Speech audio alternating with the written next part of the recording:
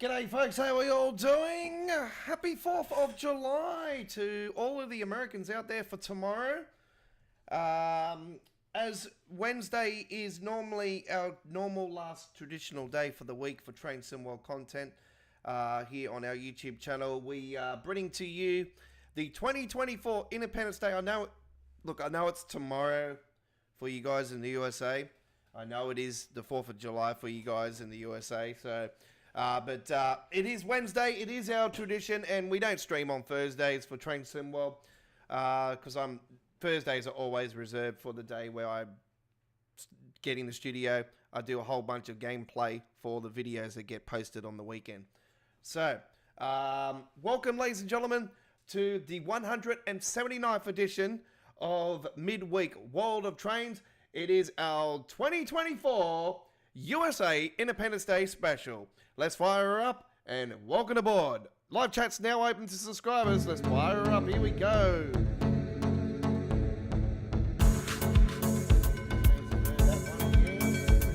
There we go.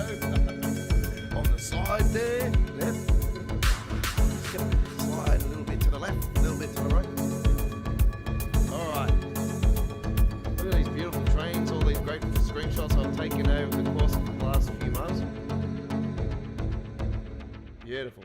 Australia Worldwide Entertainment, that's us. Don't forget, ladies and gentlemen, you can follow us on the Discord, and we are now on Discord. You can follow us there. We've been posting up, we posted a stream up on there earlier today. And to let you guys know, tonight I'm actually, once again, I'm not using God mode tonight, I can confirm with you guys. So people that have been looking forward to that, like, oh, yeah, well, I'm actually trying some other custom engine settings tonight. The ones I'm actually using on tonight's live stream, let me just get up onto the Dovetail Train Sim community website, and I can actually show you guys what I actually am going to be using tonight. All right, there we go. Got it up and running now. What's going on? Where am I? Whoa, okay. There we go. All right. So, we are using... Are we actually live? That's the first thing I've got to actually make sure that we are live, because sometimes it doesn't trigger.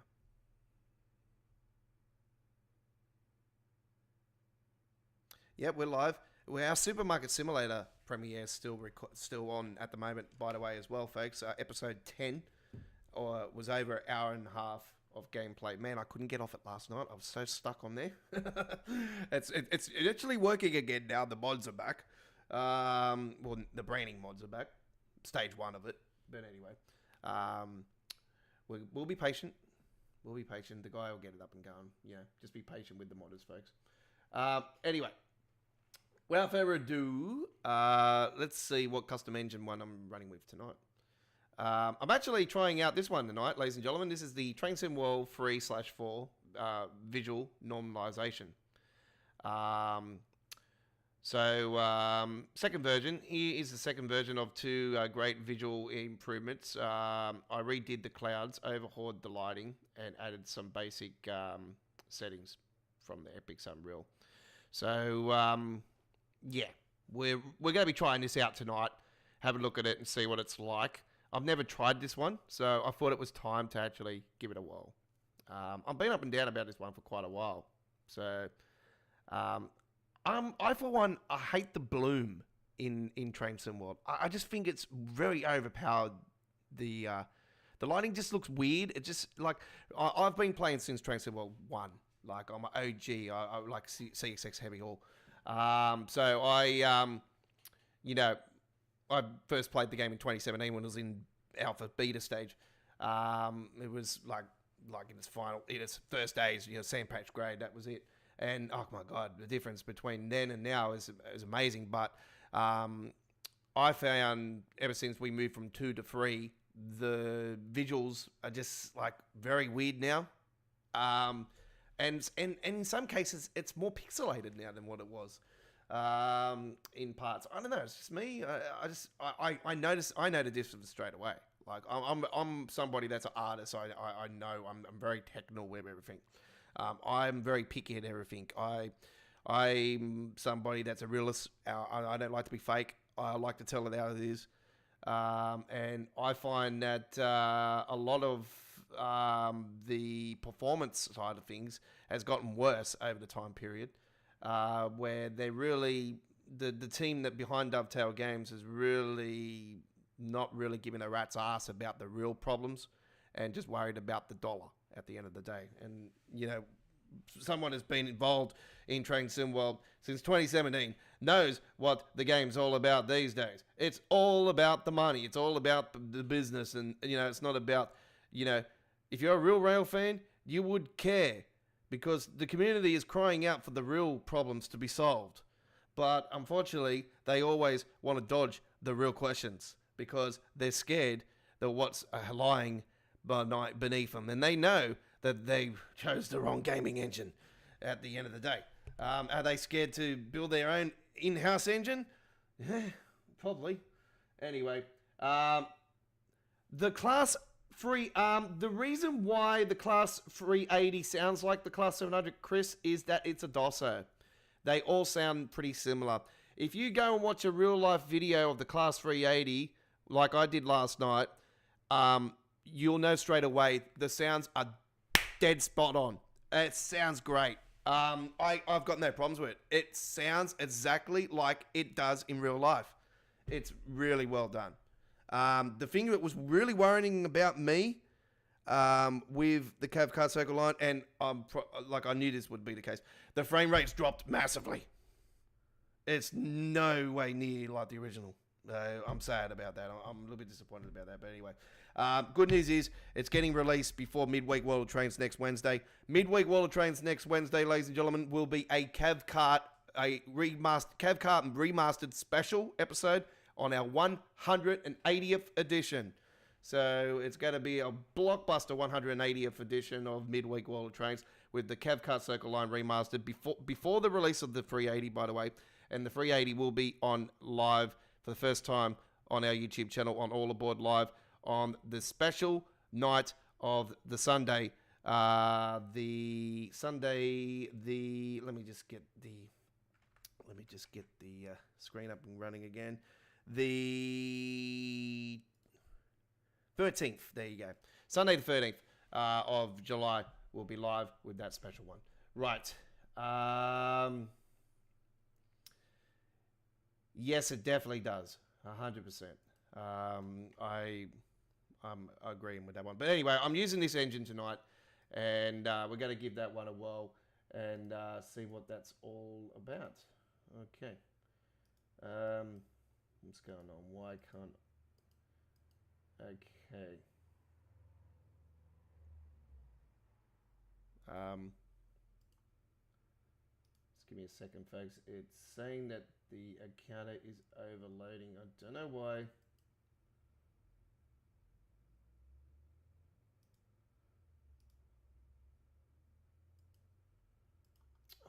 Why is it doing this, man?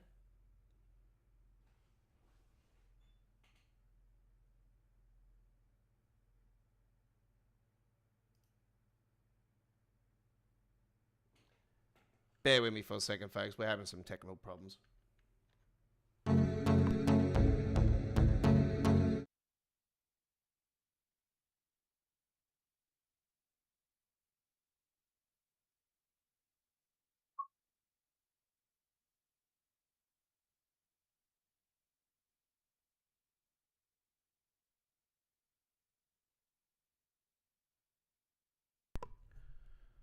Okay. We're having some technical problems tonight, folks. According to the thing, the Train Sim World is not behaving like it should be. It's not responding, actually.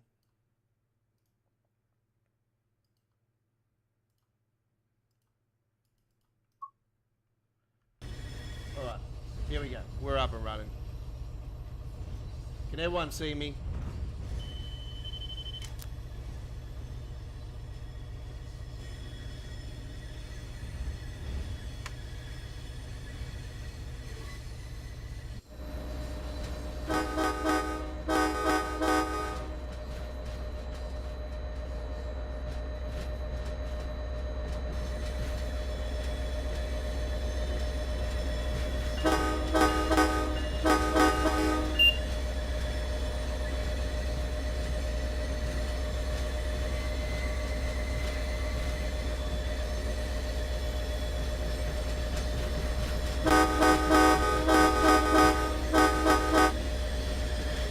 Okay.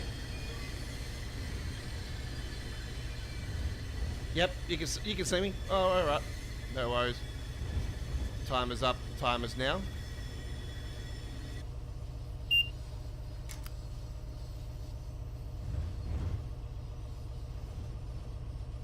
Yeah, so I don't know what was happening with God mode. Look, see, it's still there. Actually, it is still actually there. I actually removed it, but it's still saying I've got it. Actually, we can actually turn God mode on. There we go. Hey. Okay. Well, I got God mode up and running again.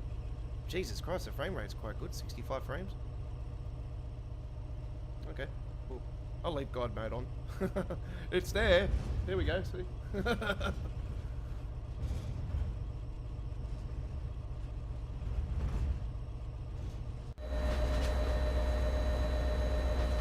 You know what? I have to say that it actually looks normal again. It doesn't look too bright. It actually looks like Train Sim World 3 Boston.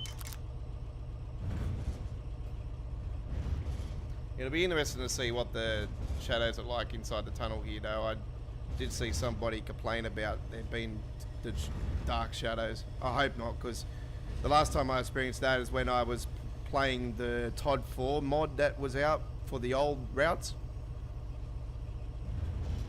That actually gave us the skybox for the Brighton main line for a little bit. Actually, I did try it out, and the new skybox was on the Brighton main line on this mod.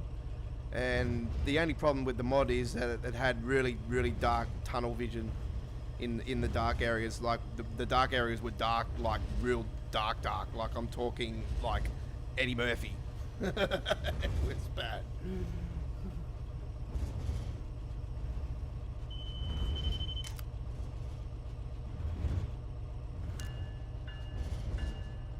Attention customers, we are arriving in Boston Back Bay. The doors will be opening up on the right side.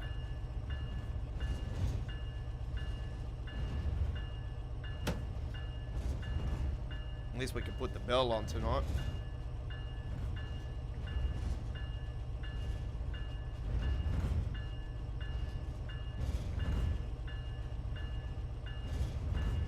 Yeah, no, she looks alright. She looks good.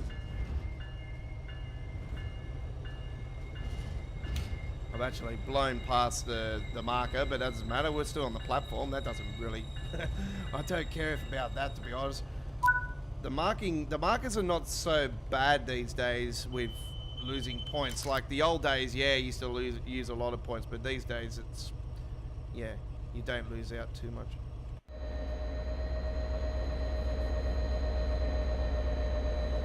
It actually works out better for these passengers to actually come onto the train. I really think that this part of the train actually should blow past the station a little bit, and this should be on the edge of the platform, right down the end there. In my opinion, that's just, yeah, makes more sense.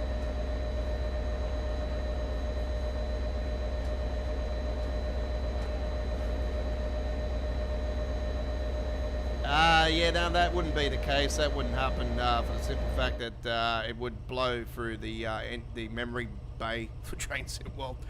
I've actually always called for Aussie route to be from Sutherland to Port Kembla. The other one I've called for is the Hornsby to Gosford for part 1. And part 2 would be, well, another DLC would be like similar to Hagen, how we have Hagen on the German route. It's in 2 sections. So the first section would be Hornsby to Gosford, that Central Coast line. The second part would be the Hunter line, where it'll be Gosford to Newcastle Central.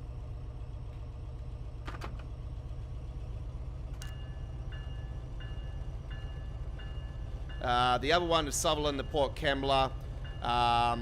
The passenger services would terminate at Wollongong. The freight trains would go through to the steelworks at Port Kembla. There'll be, you know, all different areas where you can go into the steelworks. There'll be coal freight. There'll be freight like container freight. Yeah, but mainly coal, because yeah, that I know for a fact they run down through there. The gradient percentages would be very challenging Because going down the Wollongong, it'll be downhill. Coming up, it'll be uphill. But so yeah, it'll be a great challenge.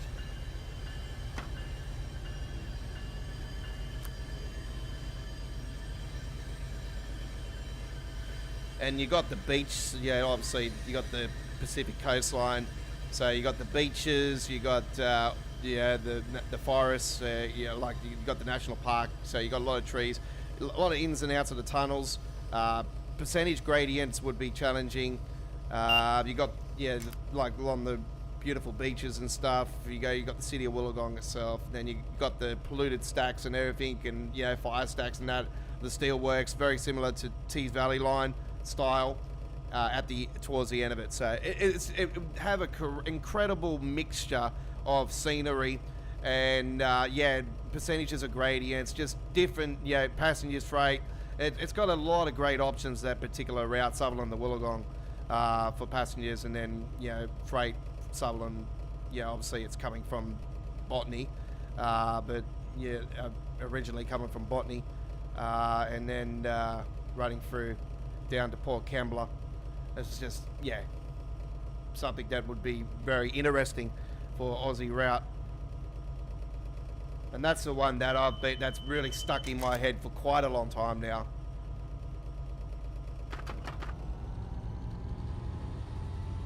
The other one would be obviously the Blue Mountains. I know a lot of people say the zigzag line, but I, for one, would like to see a actual route going up the Blue Mountains, Emu Plains up to Katoomba, or down to down over the back of it to Lithgow would be great. They could put in the scenario where when we had that landslide that slid the track and broke the track up and everything, they could, you know, do some snow scenarios because it snows in the Blue Mountains, so that makes sense as well. So that would be a pretty interesting one, because yeah, it does snow in the Blue Mountains in the winter time. Not every year, but it does tend to snow up in that region. So that would be interesting for the snow scenario. That would probably be one of the only Australian routes where you could actually add snow into, you know, scenario situations. There's been things that have happened on that route as well over the time period.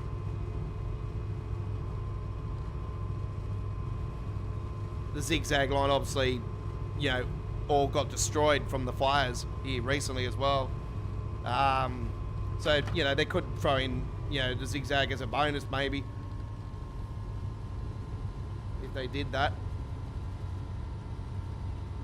You could actually throw in some fire situation scenarios up the Blue Mountains line too. You could actually do it along the Wollongong line as well, because of the national, yeah, being down the national park, but also not so much down through up the central coastline, but you know, maybe you could, because yeah, it has, you know, fires have gone through the Kringai National Park as well.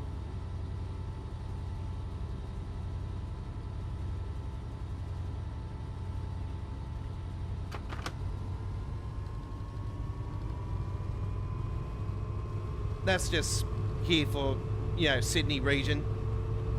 You know, there's other regions that make a lot of sense. The Ghan would be fantastic to see. The Ghan is actually the biggest train in Australia, which I actually thought that, because I was thinking, oh, is the Indian Pacific or the Ghan? And then I'm thinking, nah, surely the Ghan's got to be a bit bigger than that. I haven't had the chance to capture the Indian Pacific on my videos or anything. I know they do come through Wednesdays each week, but I don't know the exact times. I know they come through Wednesdays, and the funny thing is I run off the route that it goes through. And I'm only 5 minutes down the road from it.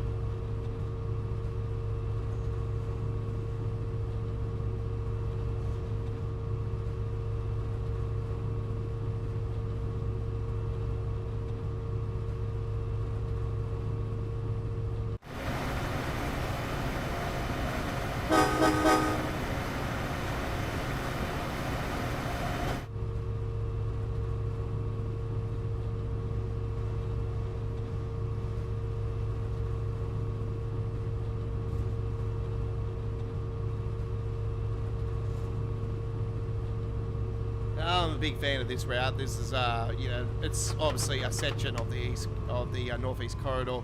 Northeast corridor is such a beast.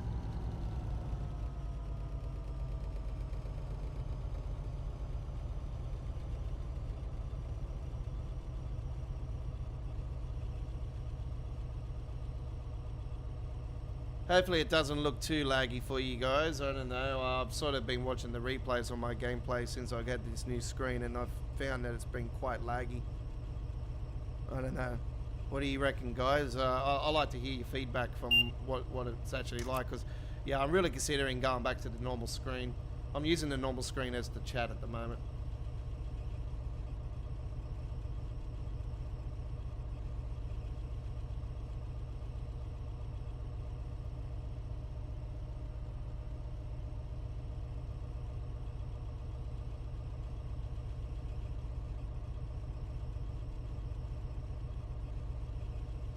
Oh, yeah, yep.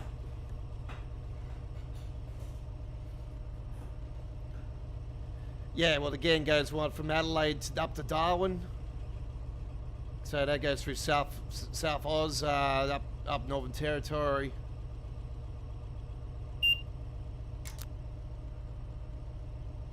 Yeah, the Indian Pacific starts at Central Sydney Terminal. Runs its way up through on the T1 Western Main Line, then goes up onto the Blue Mountains Line, which is T1 still. Goes over the top, lift goes straight through, goes up to down to Adelaide, and then Adelaide over to Perth, where my second oldest brother lives.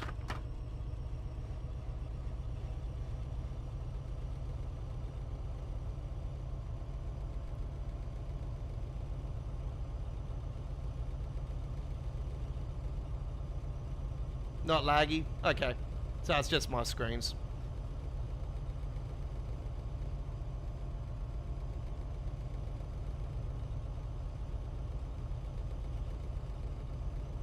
Yeah, so what do you reckon about the 380, folks? What do you reckon? I like the way that they're... I knew about the 380 because the 380 is on Train Sim Classic. I actually haven't purchased the 380 on Train Sim Classic, but I know it's there.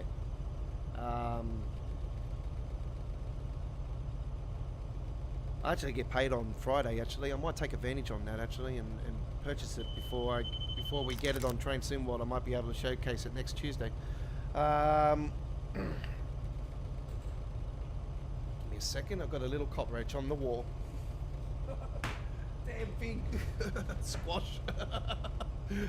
It's gone. It was just right next to the PC. I'm like, you're not going to get to my PC. It's the last thing I need. Cockroach bloody pissing on the electricals.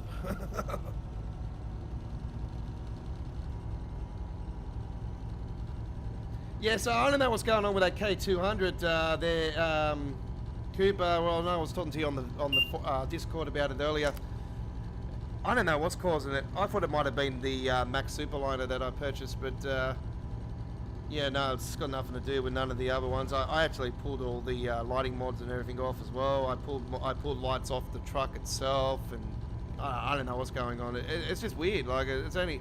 I thought it might have been the California map mod that I was using and the Arizona map mod I was using, but I pulled those two off as well, and yeah, it's still going on.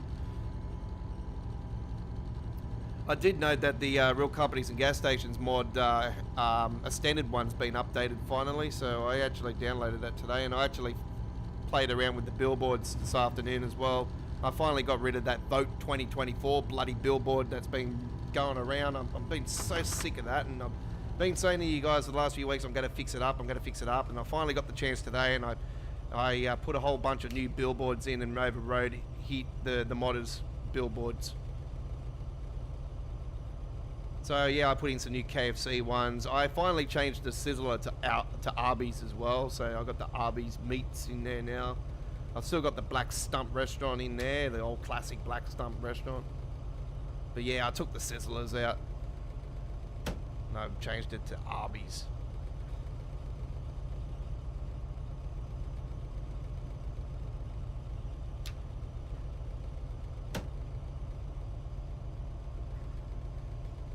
Yeah, no, I think the mod order should be fine because I know it's maps usually, and then I've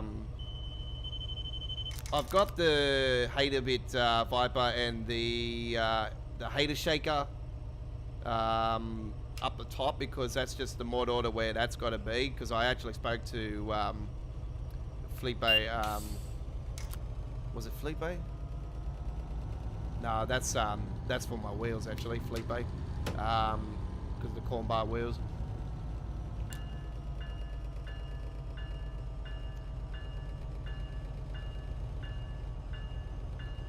I'm trying to think of his name. I know it's something gaming. But anyway, I spoke to the modder for the Viper and the Viper Hater Shaker and the Hater Shaker Freightliner, sorry, and the Viper. And he told me that I had it in the wrong order, so he said put him right up the top, and that's what I've done. But yeah, map mods are always down the bottom, always down the bottom. I know that for a fact from pro mods and all the other map mods I've used over time. Speaking of pro mods, actually, I've got enough money in the bank actually now to actually finally download the pro mods back for Euro Truck. That's one of the reasons why I haven't been doing Euro Truck content, because yeah, I love using pro mods.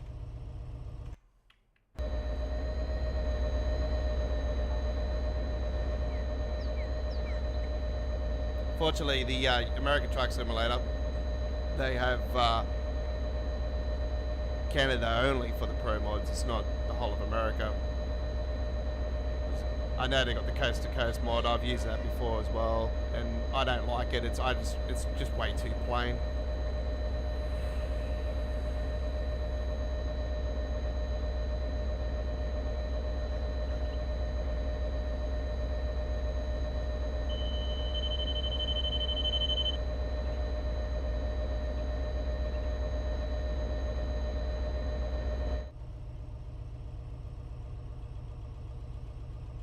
Yeah, there's a map mod for the Aussie one.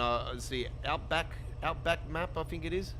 I've actually used that actually, and you know what? It's actually legit kilometers per hour in the map too. I noticed it was legit. Well, if you're doing 150 kilometer trip, it's actually legitly 150 kilometers. So yeah, I did a big trip on the Outback map here. It was definitely at the start of the year. I think it might have been late last year. Got gameplay on the channel actually, and yeah, I couldn't believe how long it was actually taking. I'm thinking, damn, this is actually. I was saying to like the viewers there and then, I was like, this is legit. This is legit kilometers distance that we're actually traveling. I thought it was cool. But yeah, it was just, you know, pretty straightforward, like just endless straightforward run, and I sort of thought it was boring. so yeah, I gave up on it. And yeah, I was paying the guy per month for it, and that I was appreciated for the work, but yeah, no, I didn't think it was going to go far. I really hope that SCS actually, eventually bite the bullet and they give us a Pacific truck simulator where they'll give us Australia, New Zealand, Trans-Tasman truck simulator.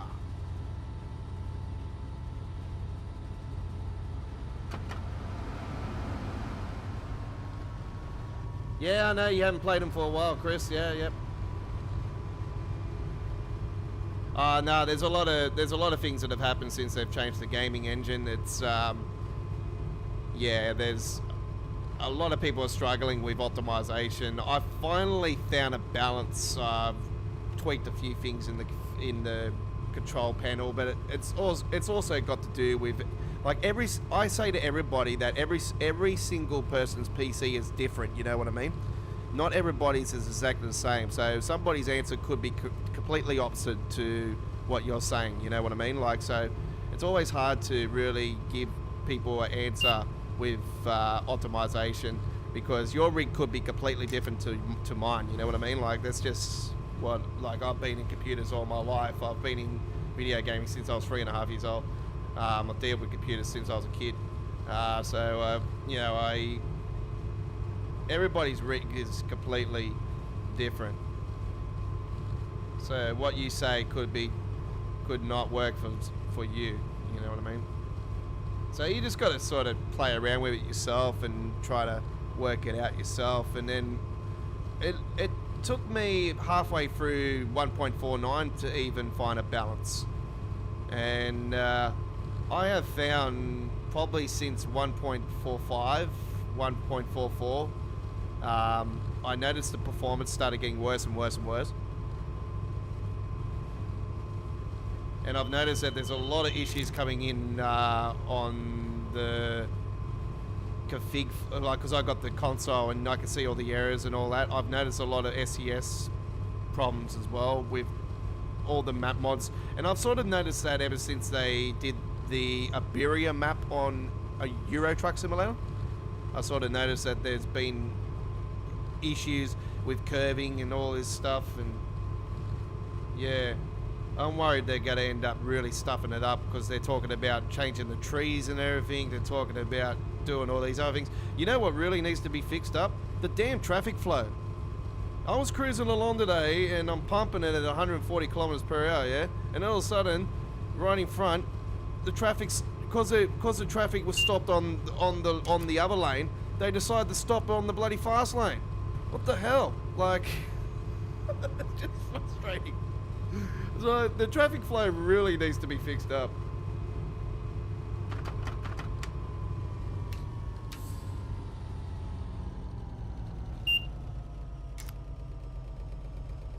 Yeah, Truck World Australia, that's been in the development for quite a while. And you know, the funny thing is, they've all of a sudden changed the logo for that.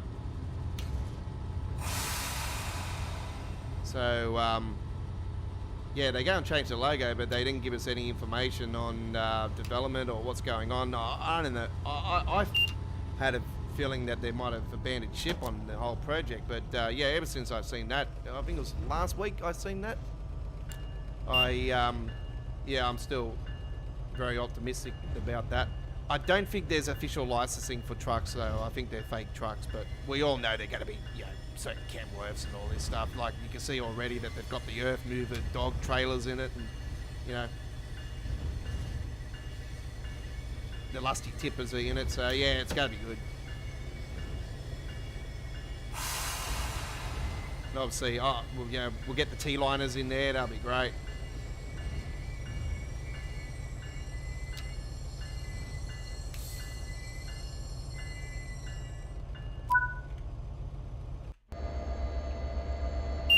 Alright folks, let's talk trains. We have got confirmation now that the new DLC is releasing next Thursday. It'll be Friday here in Australia. So it'll be 3 AM I think Friday morning, the 12th, and it'll be 1 AM for Epic Games or midnight, something like that.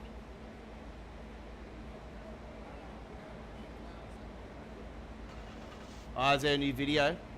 Oh, great. Oh, good, good, good. Awesome. So we obviously got a development update. We haven't got a confirmation for release. Hopefully. Hopefully we've got a release date. I would think that we would go to beta first or alpha or something like that before we get a full release. I think it makes more sense. I couldn't believe it when I actually seen the bus, the simulator called the Bus, which I was involved in when it was in alpha stage, is actually 3-year anniversary now. This last week it had its 3-year anniversary, and I laughed my ass off on it. I put a laugh on it because I was thinking, you're still in beta after 3 years? Are you serious? You're still in beta and it's 3 years old? What are you doing?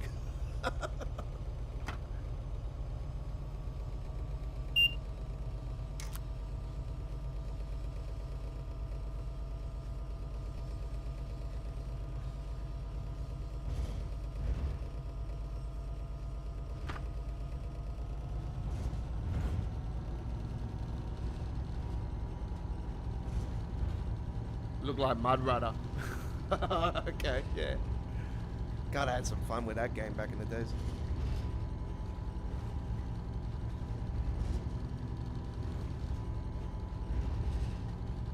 Yeah, that's what mainly my mates do, you know, if we, you know, play GTA or something like that these days, we mainly just go for a four-wheel drive cruise on the game, and or just grab some trucks and start rolling down the road with the trucks. Or, you know, we just go four-wheel driving with, yeah, the four-wheel drives. I was at my best mate's on the weekend, and he's actually, no, it wasn't on the weekend. It was when I was on the phone to him yesterday, actually.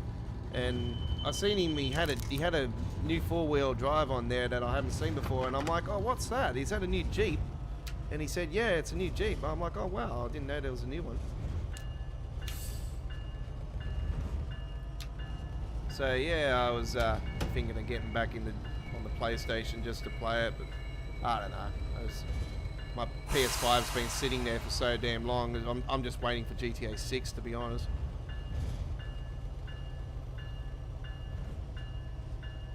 Like everybody is. Apparently you can go and actually do some things with the pros in the game now. Apparently that was leaked the other day. I'm like, okay, I'm really going to broadcast that one on the live stream.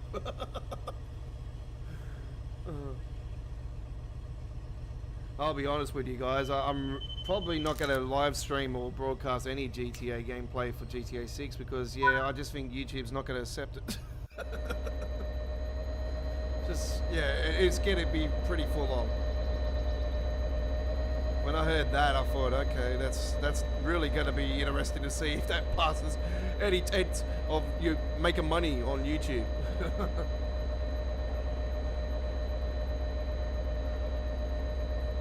Anyway, passenger behaviour looks good.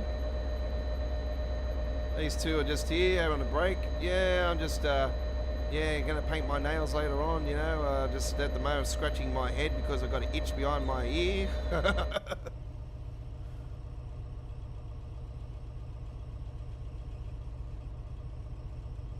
God, the pennies. See, this is the problem with these kids these days. They're not going to remember what the arcades were like back in our days, you know? Like, man, I was in the arcades playing like, Galaga and... I remember down in Nowra, is it Nowra? No, sorry, Kiama, in the south coast of New South Wales. There was a place called Kiama.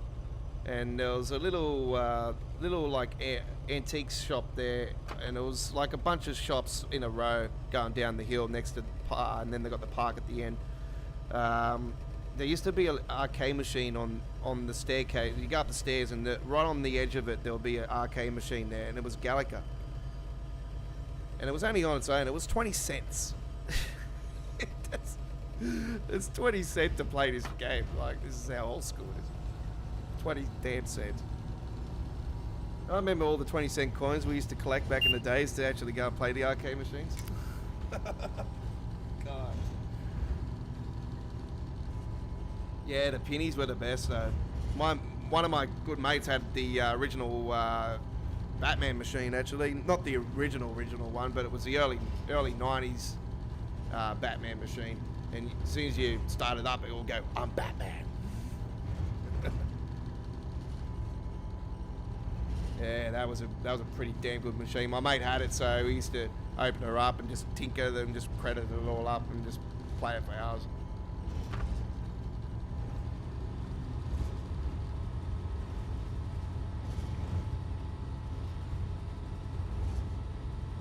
That's always been my dream, actually, to own a pinball machine, but I'm just worried that the pinball machine I'll own will not be the one that I really desire. I like the ones with a lot of ramps and stuff. I don't like ones where they're in positions where you can lose the ball very easily.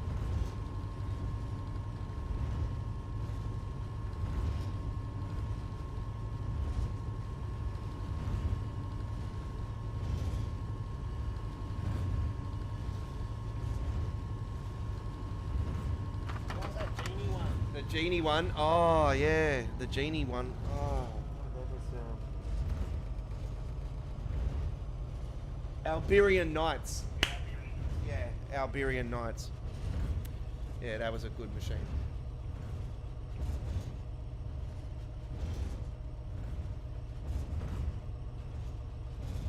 Tabletop, yeah.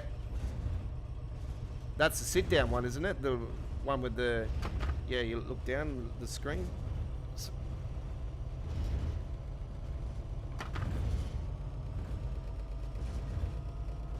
I used to play an arcade machine, and it was a 10-pin bowling game, and it used to have a round marble in the middle of it. It was in the till at Marana back in the days. The Tilt Entertainment Centre at Marana was one of the greatest video arcade places here in Sydney, besides the Strip in Parramatta or the CBD itself. I used to spend a lot of time in the CBD at Playtime and Galaxy World at Chinatown, more Chinatown than the Town Hall one. The Chinatown one was the bomb, and I used to play Crazy Taxi a hell of a lot, the arcade version of Crazy Taxi. I was one of the only few that knew how to do the NOS system on the actual arcade thing, and I broke the record multiple times on the machine itself. Like, I had all top 10 records were all myself. I spent hours upon hours, playing Crazy Taxi in the arcade. I had people guided around me, circling around me. It was just crazy.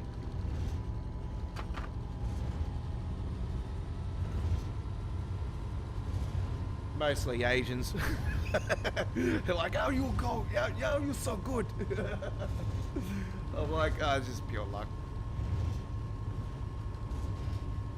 Okay, don't make me famous, please. I'm just enjoying, playing something that I enjoy.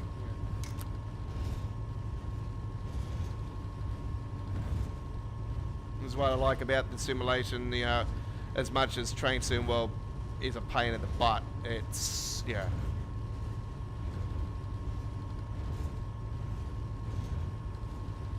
it's always going to be something where it's never going to be perfect. Matt's already admitted that. I'm actually banned from the forums now, which is good. I don't have to worry about those idiots anymore. They banned my IP for some damn reason. Oh well, it doesn't really bother me, because then I don't have to worry about listening to their dribble at the anyway. It's always the same suckholes winning the screenshot contest.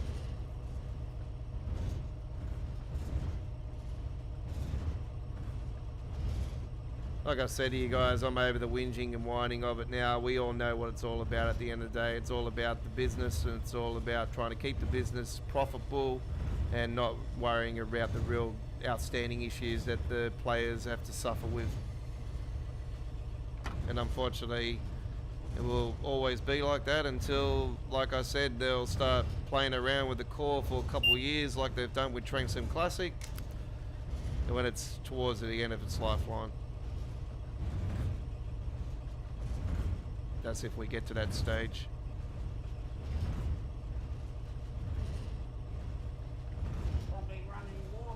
Yeah, the war will happen before then, yes. I've got the Conrads ready to go.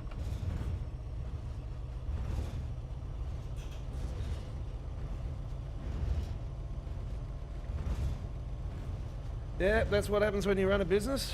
Fortunately, that's just, it's all greed. As they say, the rich always get richer and the poor will always get poorer. And it's like the world famous saying that Frank Sinatra said, that's life.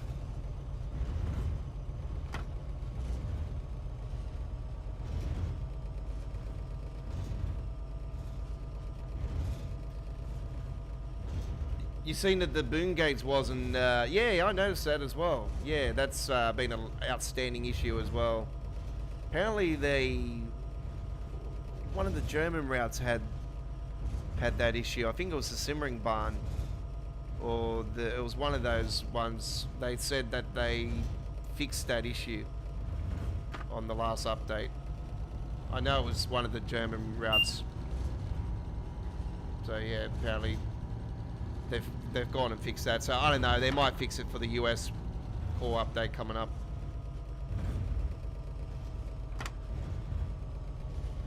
The boom gates are down on that one. Oop, I'm speeding. Slow down.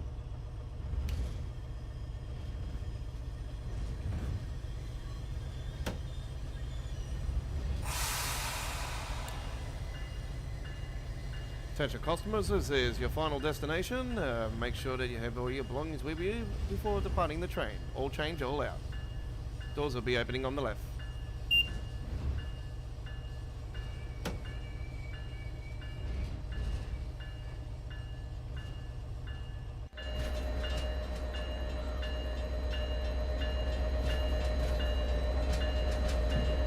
The train approaching the station is the Independence Day 2024.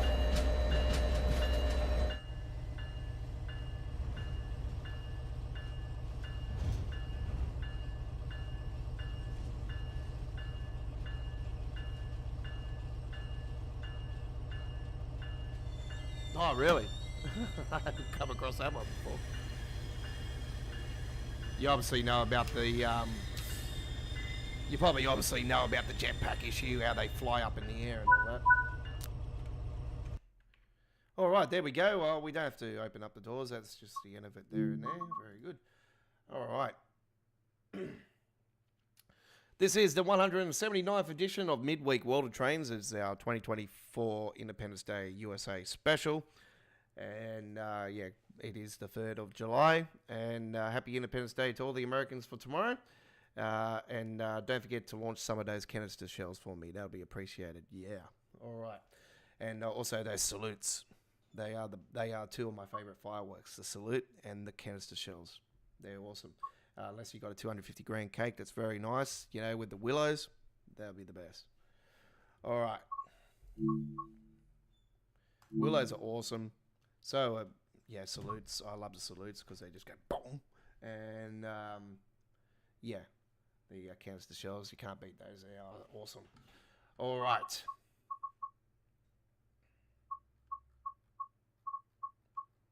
And the Girodollar, of course. You got to have a Girodollar.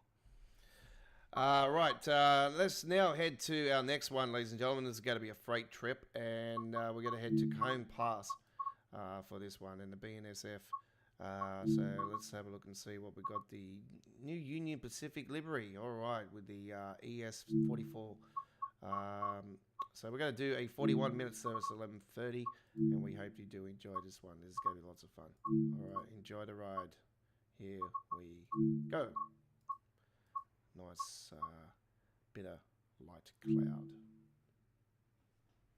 If it does get too cloudy though, we can just go into God mode and just fix it up. Right.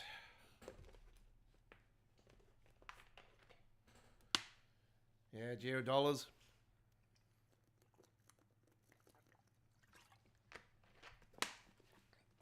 They can be a hit and miss though, the $0. You know, sometimes they don't go flying up in the air. When they do, they're the best. They're so cool.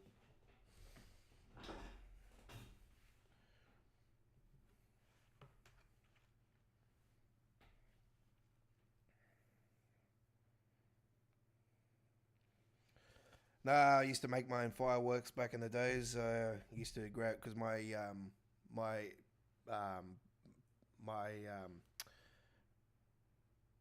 stepfather, he worked in a boiler place, and he used to get the magnesium rods, and yeah, he used to give me a few magnesium rods, and I used to scrape the magnesium into a big giant basketball with sparklers, and yeah, they massive rotary candles. They were the best. And man, they used to make a hell of a oomph.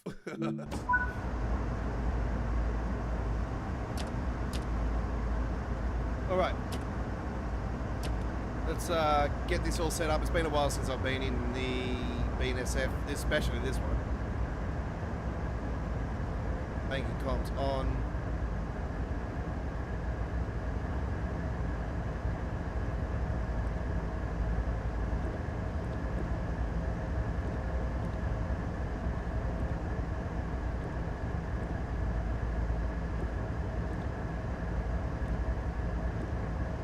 Okay, that's done. Back, right. G'day Chad, how you going? Welcome aboard.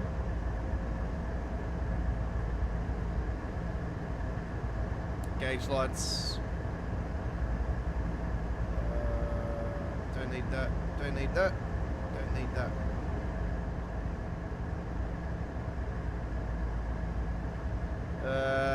It is daytime. We don't need any.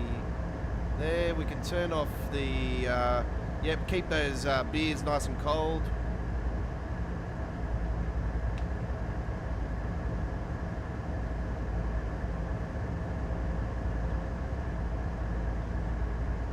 Any train videos? Yeah, we've got plenty of them on our dedicated playlist. I haven't posted for a few days. I haven't had the chance to go Railfanning this week at all. Probably safe to say I'm probably going to run out of time going this week now.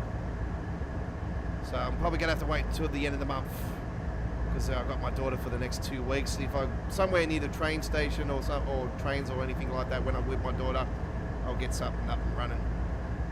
I don't need to do trucks because I've got a whole heap of trucks at the moment.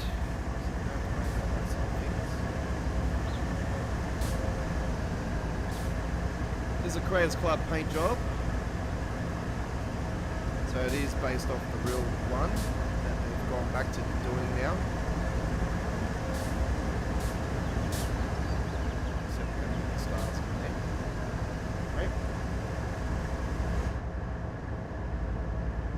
Plenty of short videos anyway of trains.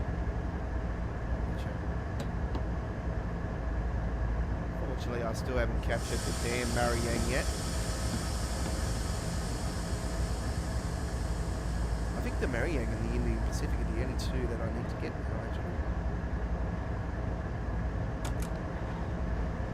So my mate was working. Because my mate's a removalist, he was working in an office doing removalist on the day that the two steam trains went up for the Hunter Festival earlier this year. He was up in the office and he captured the video from the office. It wasn't really a good, decent video, but it was still, you know, it was very amateur because, yeah, obviously it was my mate. His camera's not as good as mine. But yeah, he did capture the two steam trains side by side. That was up at Epping on the T9 Northern Line.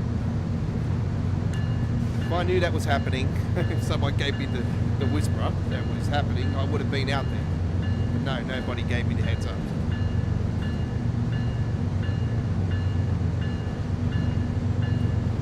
Yeah, there certainly are.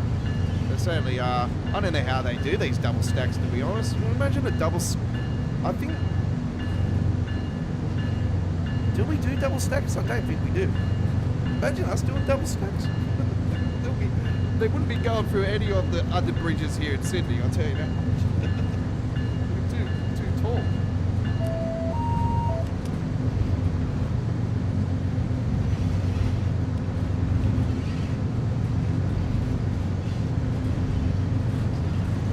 Yeah, the Steam Festival transfer, yeah, that's the one. And then it ended up going back down, was it to Epping? I think it was Epping.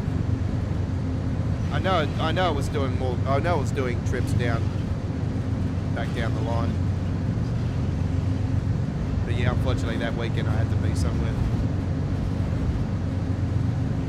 As far as I know, the next really big one is on the grand final weekend. Because I know it fell on the grand final weekend last year, and I couldn't go to it because obviously my Broncos made the grand final. So yeah, I couldn't be at the Rail Festival because of that. And it was stinking damn hot too when that happened. So yeah, because I remember that weekend was absolutely stinking hot. I know the grand final was like 40 Celsius. It wasn't nice at all.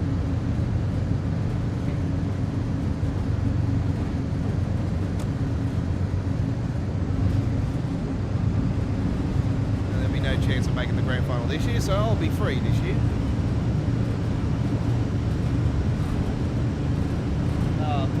Roosters and bloody Penrith or Melbourne, Penrith.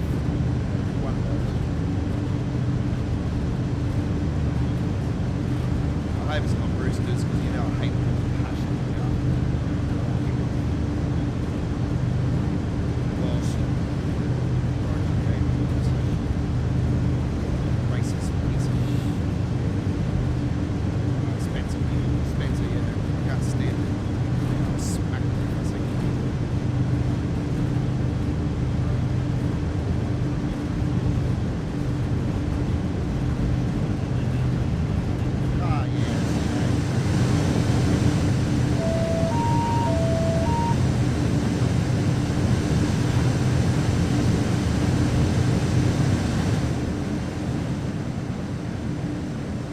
Got some coal actually on this one.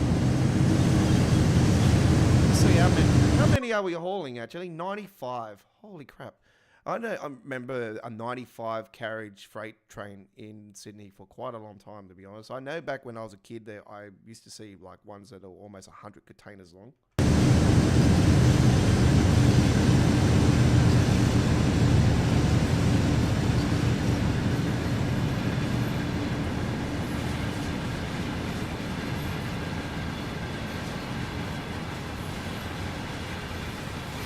3 hours to get there. Oh yeah, yeah, up at Maitland, yeah. That's pretty decent, decent haul. Well, that's what's that technically like from here in Sydney to Canberra is 3.5 hours. So yeah, that's pretty decent trip.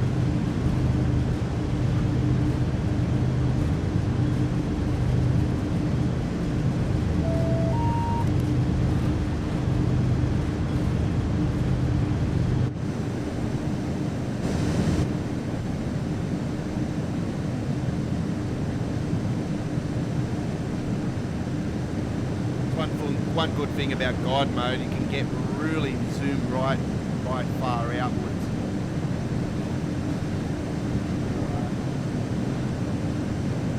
Then you can go really right into it.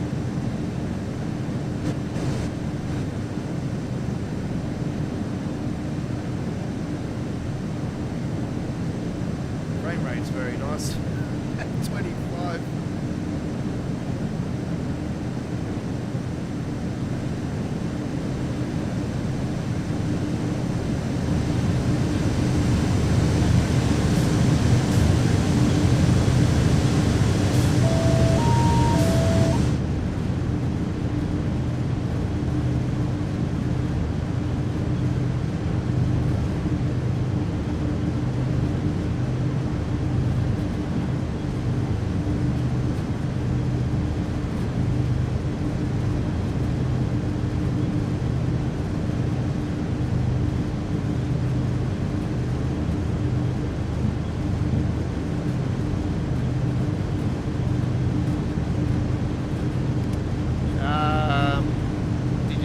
World record for the longest train. No, I actually didn't know. So a lot of my time gets taken up by building these paint job mods. So what I normally do is I wake up every day, I normally go out the backyard into the garage area, I start posting up my short videos from my, like all the content that I've still got from my recordings from.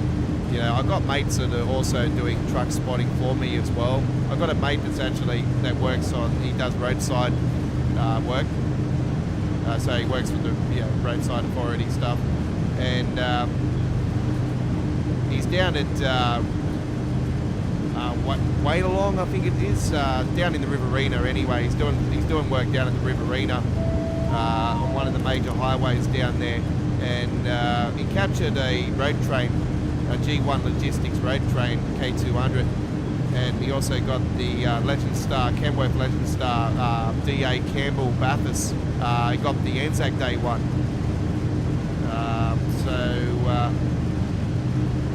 Yeah, he captured both of those over yesterday, and I posted those on the channel earlier today. So yeah, they're from my mate, but that was inside his Ford XR6. Yeah.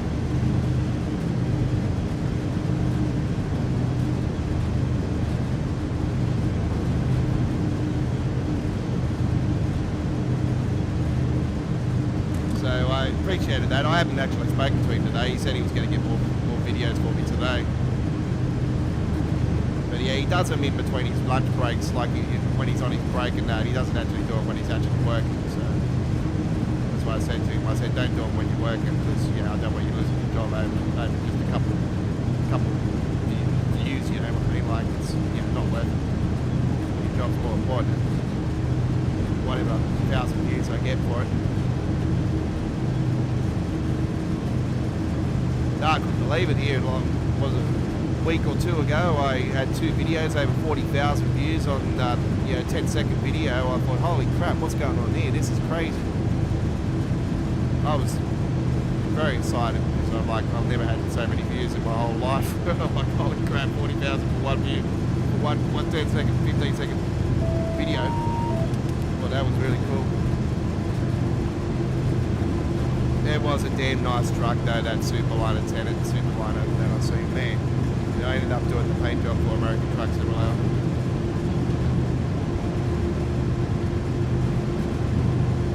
So yeah, no, plus track work too.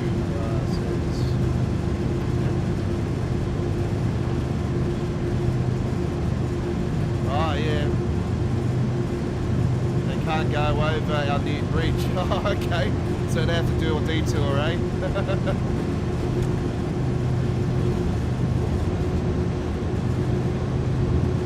What sort of road trains do you get? You get the freighter T-liners, or they're the curtain siders, obviously, and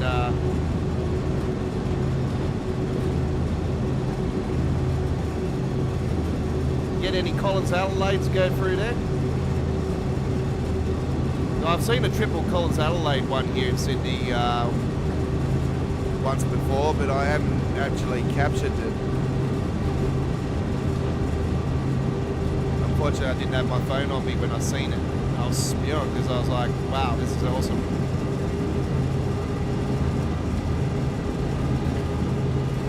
I need to get out actually and do some videos at night time so I can actually capture the trucks, with their lights lighting up and everything, especially these T Freightliners, the lights, they light up like Christmas trees, these trucks. They're just absolutely stunning.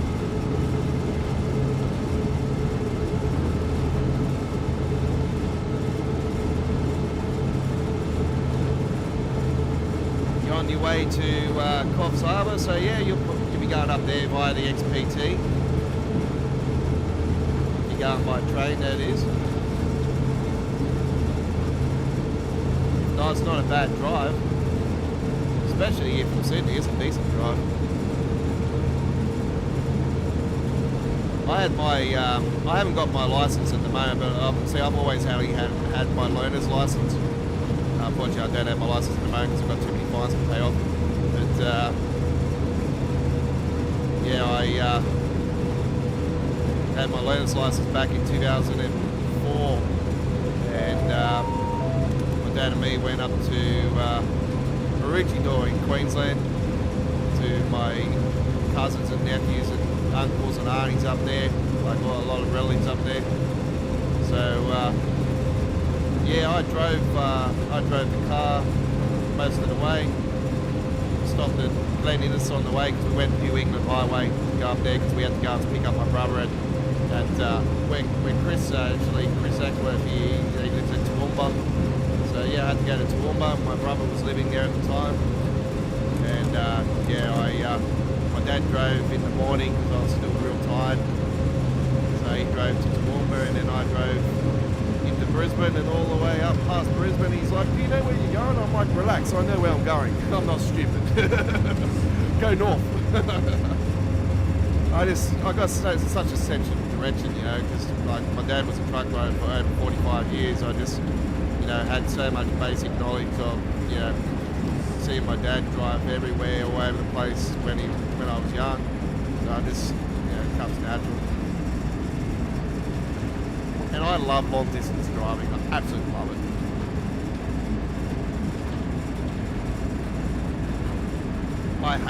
I hate driving around Sydney. Like, I used to hate driving around Sydney. It's just such a cutthroat. It's when you're out in the open highway, it's absolutely fantastic.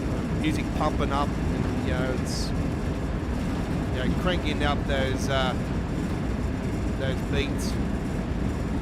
You know, if it's not like dance, trance music, it's, you know, got to be, you know, Akadaka or something like that, you know. When I get in my mate's car, I have to listen to Luke Combs.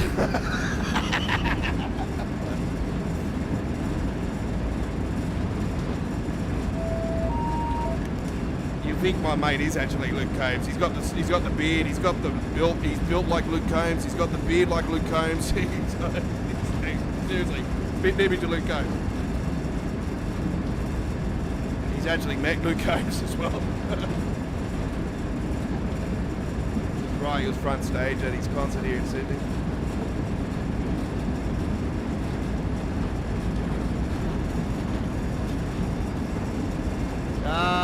Oh yeah, you going by car? Yeah, that was a bit of a good drive. Hopefully you can get there nice and handy.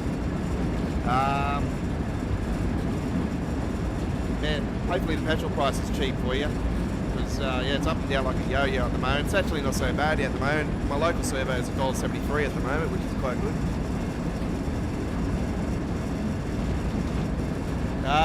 Chris, the BNSF coal carriages.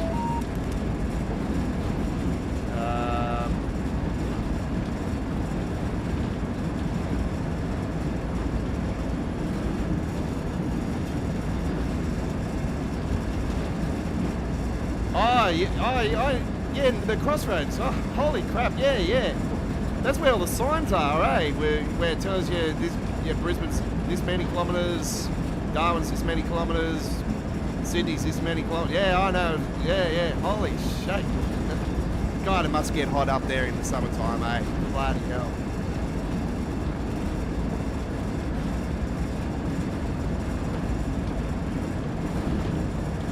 Are you up where they had those near those fires that were there in the summertime, where they had all the lightning bolts and stuff that were causing all the fires?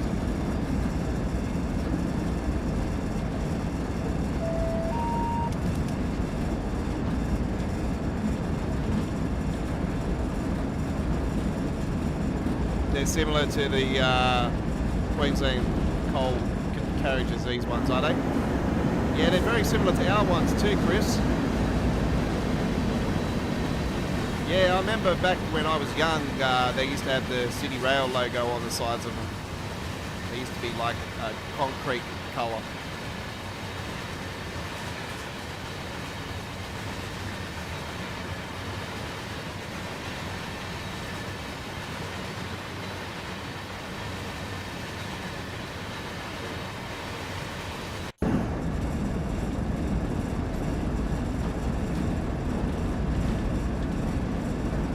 Scania. Oh yeah, nice.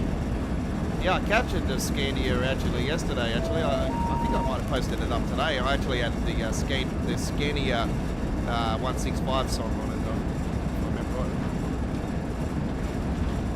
right. I don't know if it was an R series or S series. I think it was an R series because I think it was the S series is a more taller. Pretty sure it was the R series. I was too scared to actually put in the letter because I was worried that it might have been a completely different one. So I'm thinking, oh, is it an R, is it an S? I don't think it was an S because it didn't have a number or anything on it. I don't know if it's me as well, folks, but are you seeing that the tracks are really blurry?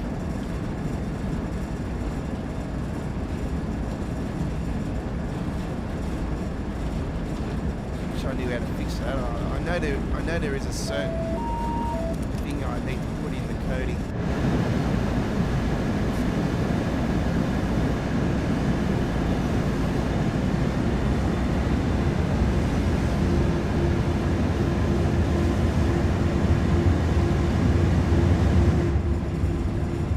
Yeah, the V-sets run on the T1 line. So they go up to Indian Plains. The V-sets are absolutely fantastic trains, especially when you get a 4-car. 4-car is absolutely fantastic. I actually prefer the 4 cars because I think they're unique. Because most of the trains are 8 cars, you know. So So when you get a 4-car, it's very cool. I actually captured a K. I know they used the K sets for the techno train pivot. I actually had the privilege to go on it, and I actually had the privilege to actually sit down with all the workers and everything, actually, and capture the videos in areas where nobody else could do it. Yeah, I get along with a lot of the rail people. It's great. So yeah, I captured some great footage. The techno train was absolutely fantastic. All the music on it, it was right up my alley. I love that style of music. But I remix uplifting trance myself. So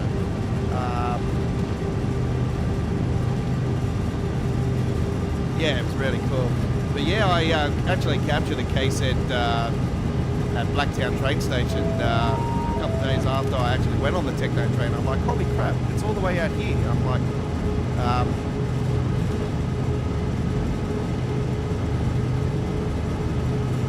yeah, I was absolutely blown away. But I know they were doing testing because they were just all the workers on the train. It wasn't a board train or anything.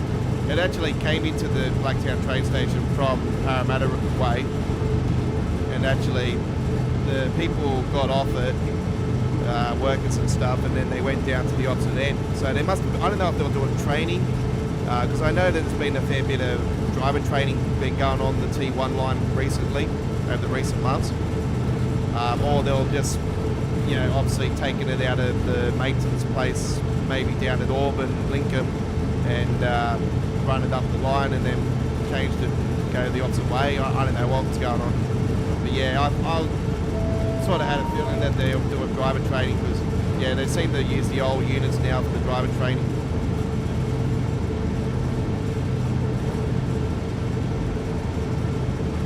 But there's not much differences between the EMUs anyway.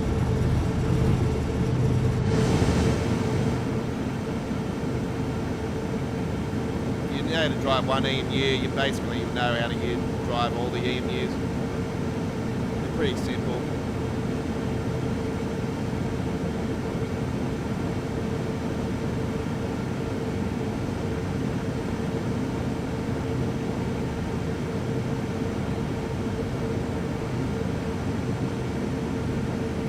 Yeah, I'm not sure about the South Coast line now for the V-sets. I haven't actually done any footage up through that way. I need to get down through that way actually. I'll probably go as far as Hurstville if I'm going to do something up and down through that way. And if I'm going to do something through the Sutherland, like the Cronulla line, I'll probably most likely go to Marana because Marana, Westfield, Marana Fair is just an absolutely fantastic shopping centre. I absolutely adore the place. Like, I was there on the grand opening in '92 when they redeveloped it, and it was Australia's biggest shopping centre at the time. And oh man, it was absolute heaven. And that's when I, you know, obviously seen the till at Marana. I spent a lot of my time in Go Arcade at the till. And how the tokens I used to get there. Till tickets, yes.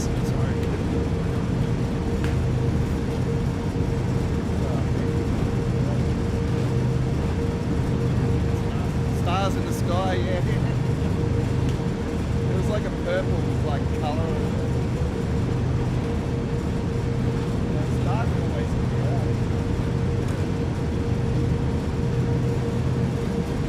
the yeah, the tilt was awesome back in the days. It used to be like really dark in there. It was sort of like galaxy lights, like sort of lighting up like purpley lights.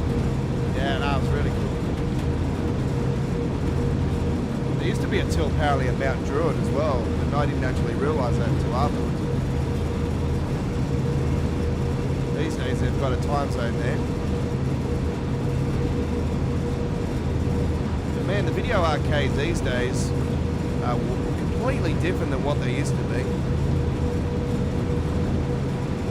That's what I said to my daughter. I said, you come to a video arcade when I was a kid, you'll get the Mortal Kombats, the Street Fighters, the Daytona USAs, yeah, you get all the good stuff. Raid Blasters was one of them that I used to play, and I used to like the original House of the Dance and the Virtual Cops and all that. You used to be able to sit in the cabin Actually, it was so cool. In-cabin arcade machine is absolutely fantastic. They actually got one with a new version of House of the Dead at the local arcade here. And every time I want to go and play it, the damn kids are taking it. And I'm like, God damn it, I want to give me a go. I want to go in there. It's the only machine that reminds me of the old days because it's House of the Dead.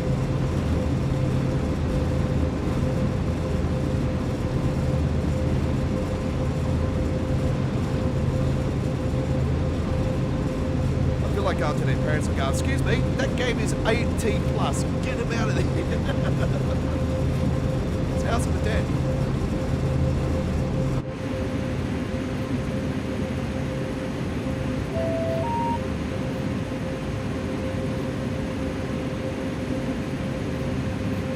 Still run the old Morris rail car.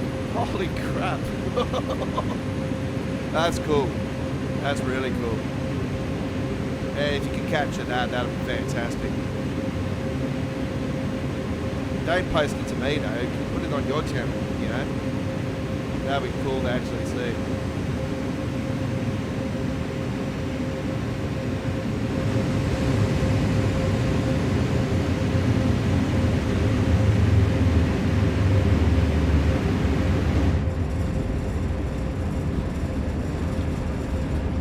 See, with trains, this is sort of breaking my style that I'm doing here right now. I don't normally do freight too often unless it's the Class 66 Europe,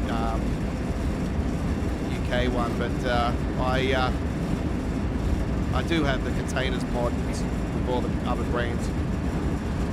Anyway, yeah, I mainly do passenger services, the EMUs and all that are right up my alley. See, the likes of the Class 700, the 710, Class 377, they're probably my top 3 favourite trains in Train Sim World with the EMUs.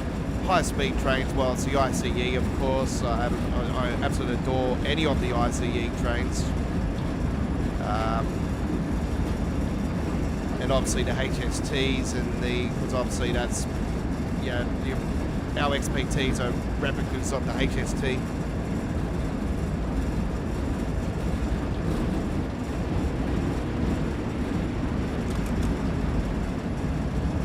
The XPTs are getting replaced, if you're not aware. They are going to be retired very soon. Same with the Explorer, the Endeavour, they're all getting replaced. The same company that did this, the light rail here in Sydney, that Spanish company, apparently they are doing them. People are worried that they're going to have cracks like the light rail ended up getting, but apparently their trains are more reliable than their trams. So apparently they've got a good track record with their trains. It's just their trams they've got a bad track record with. I think it's Carl or something like that. That's actually Carl Train. Is it Carl Train?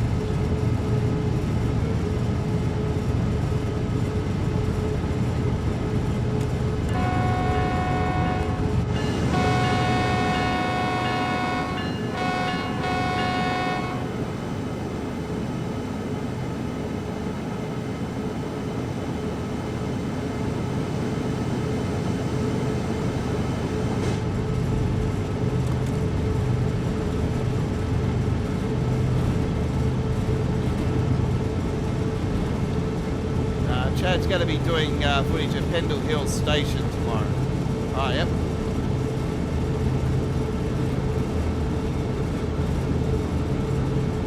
Not far from my old area. So I used to live up in Constitution Hill. I was there for 16 years.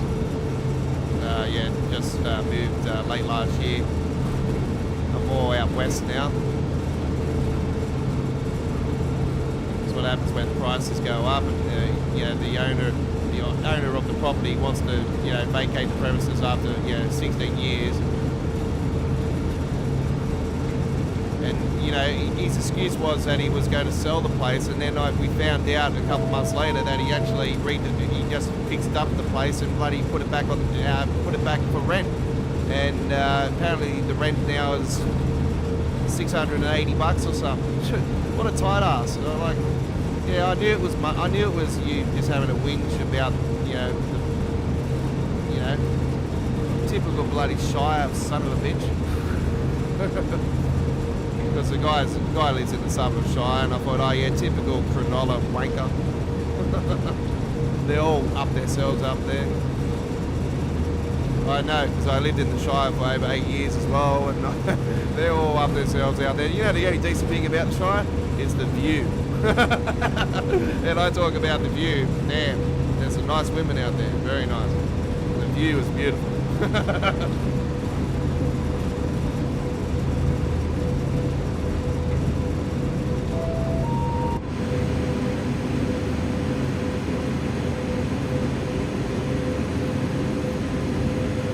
Say, or my lovely blonde lady will now kill me. I'm sorry, Barbie.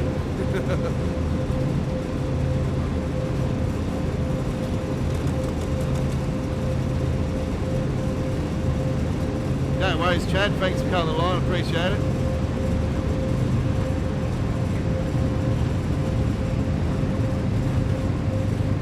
Yeah, hopefully it'll be all right tomorrow. There's apparently some weather still hanging around, so yeah, hopefully it'll be all right. It should be right anyway. It's been mainly on the coast anyway, mainly over the northern beaches.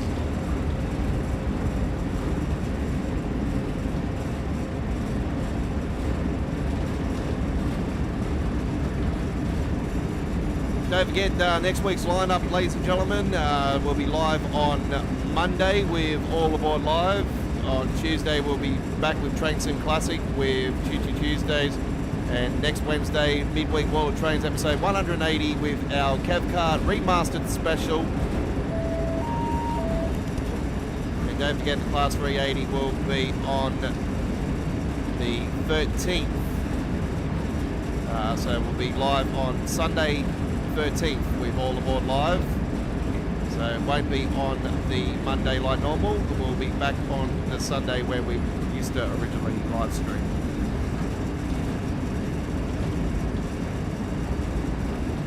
Is this the Sherman Hill route? No, this is Cajon Pass, Chris. Very similar, eh? Very similar. But no, Sherman Hill is more hilly. It's got obviously when it was first released, the Sherman Hill, I was one of only many that knew how to set up the train and knew how to do the hill start and all that stuff. The only reason I knew how to get it pretty quickly, which I was quite surprised about because I thought I would struggle massively. I watched Matt's preview stream over about 6-7 times over and over again, and I just ended up getting it in my head how to do it. So as soon as I got it, I bang, 15 minutes and I was up and running, and within 12, I couldn't believe myself. I'm like, wow. And then they ended up changing it later on and made it easy for everybody just to basically get it up and running straight away. But at first you had to actually set it up properly how it actually is.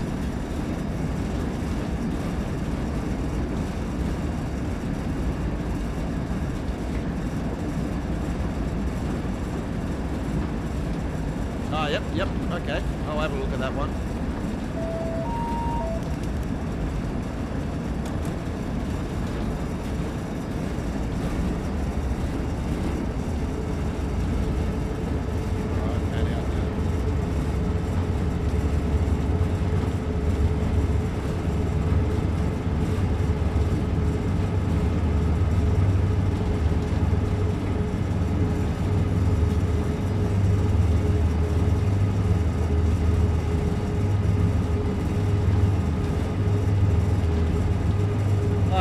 Loco. There's a green steam loco, yeah?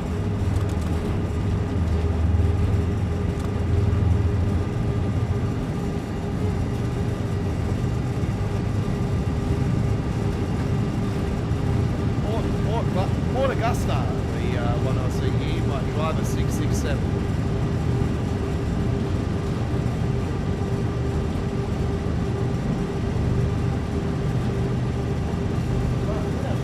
one. It's very old school, eh? It's like a one-way local trip for man.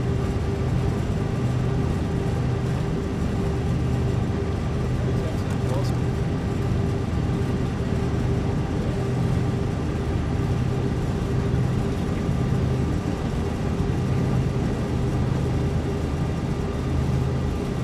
Holy crap, look at the old coffee pot train ride.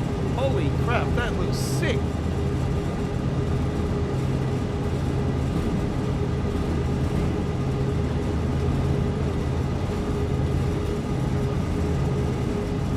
Now that's cool.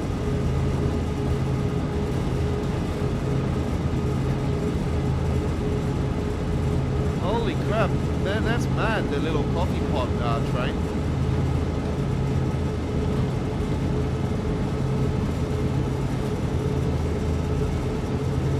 Oh wow. Look at that loco in front. Man, that looks like one of the DB locos.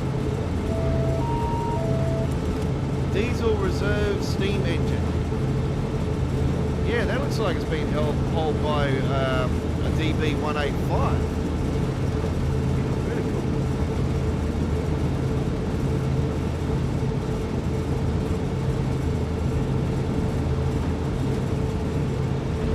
Yeah, that train line that XBG Cooper has actually mentioned about type up the railway, type up the name that he put on there, the Richie. Type that up on YouTube and you'll see the railway line, folks. And you'll see there's fantastic locos on there. Man, they're really cool. I've typed that up on my YouTube there now, so that's saved on there, and that'll give me something to actually sit back, relax, and enjoy later on, late tonight. And I mean late tonight, probably about 2 a.m. when I've actually gone to bed about 2, 3 a.m. after I've sort of done what I've had to do, because late tonight I'll be going back in and I'll be doing some more American Truck Simulator. I have to actually do my paint job for Independence Day still, so I've got to do gameplay later on tonight of the Independence Day 2024 special for American Truck Simulator, which will premiere tomorrow on our YouTube channel. It'll premiere around 8 p.m. tomorrow night. We have Supermarket Simulator episode 11 premiering tomorrow night at 7 p.m. We had episode 10 of Supermarket Simulator early, just before we went live tonight. Our biggest episode to date, and then tomorrow's episode is going to be about 58 minutes. So I had a little go this afternoon with it as I was cooking tea. 9.1 to go on this one. That's miles to Victorville.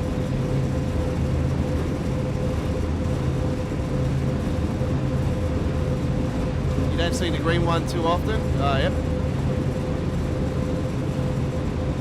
Yeah, I seen the little coffee pot one. That was like a little weapon. That was really cool.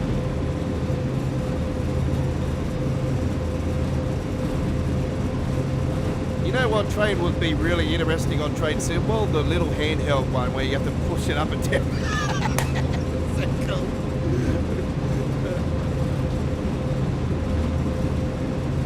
This is the first multiplayer game. First multiplayer task in Train Sim World history where one person's got to get on the other side, the other person's got to get on the other side, you've got to push up and down. Go, go, go! Imagine if you get two of them and you race each other.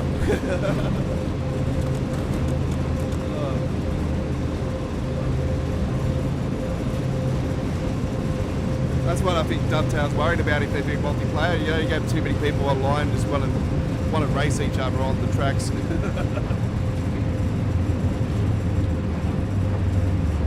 I reckon there'll be a lot of people wanting to do the Amos family. You know, one person's on one end, one person on the other end. Let's see how big the crash is going to be.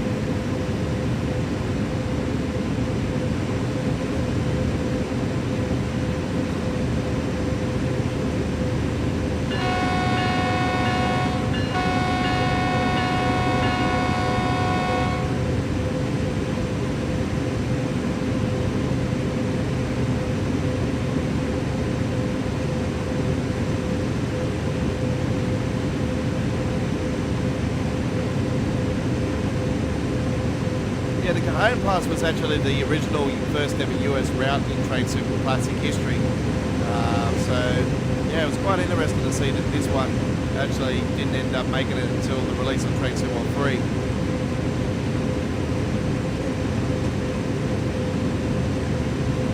You know, it's funny actually, like San Bernardino line's going to be releasing in this year's major core update, which will be Season 2 Train Simple 4. I know a lot of people saying it's going to be Train Simple 5, but it's not going to be, trust me. That means we've had 3 years in a row of California releases at the core update. So Train Simple 3's launch route was Cajon Pass, that was California. Train Simple 4's release, that was Antelope Valley, that was a California route. And then we're going to get San Bernardino line, it's another California route for the release of Train Simple 4 Season 2.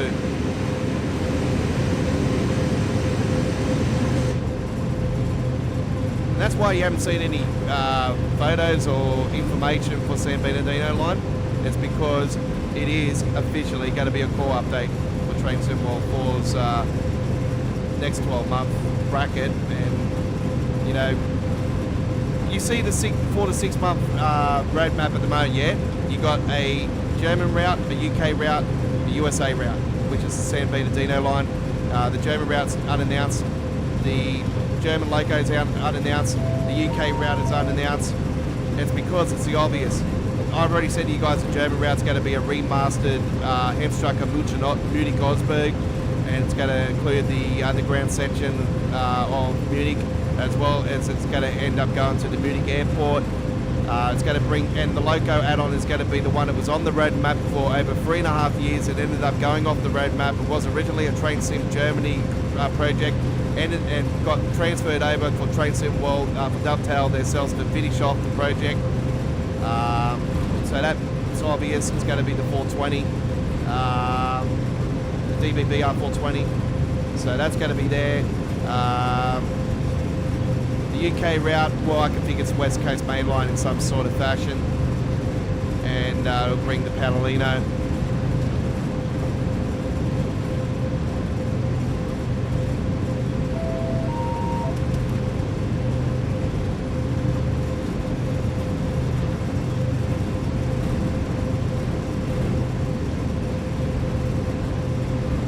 I actually hope it's actually East Coast Main Line South, but that's just me.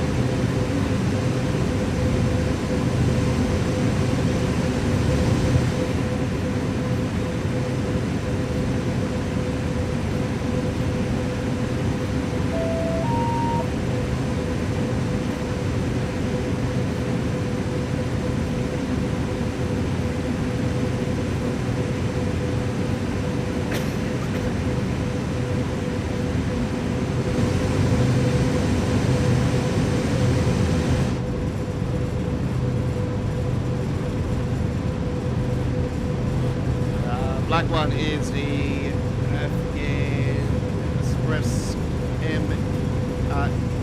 NM25. Okay.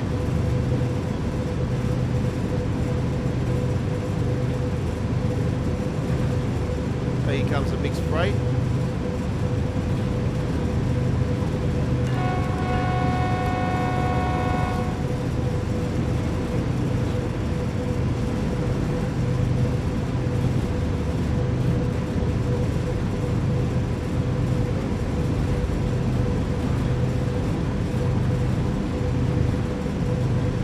Not as big as our train, this one coming through.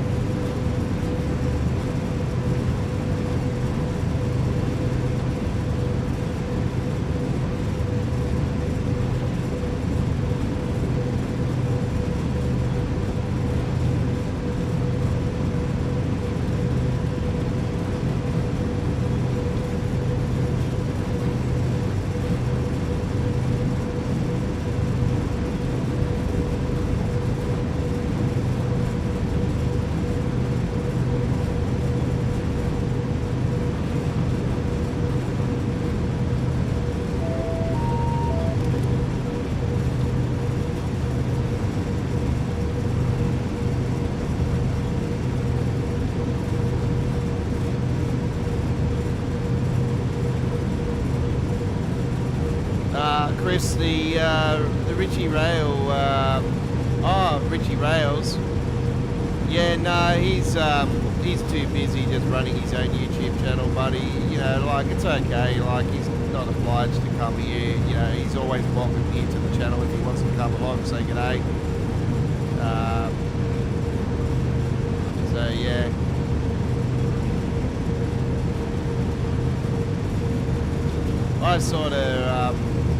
I sort of think he's a bit of a suckhole, to be honest. He's just probably a typical pommy, to be honest. He's just, yeah, sucks up your bum, and then it's like, yeah, I've got my viewers now, I don't need you no more, blah, blah, blah. I don't really care. We got the ashes, so GG.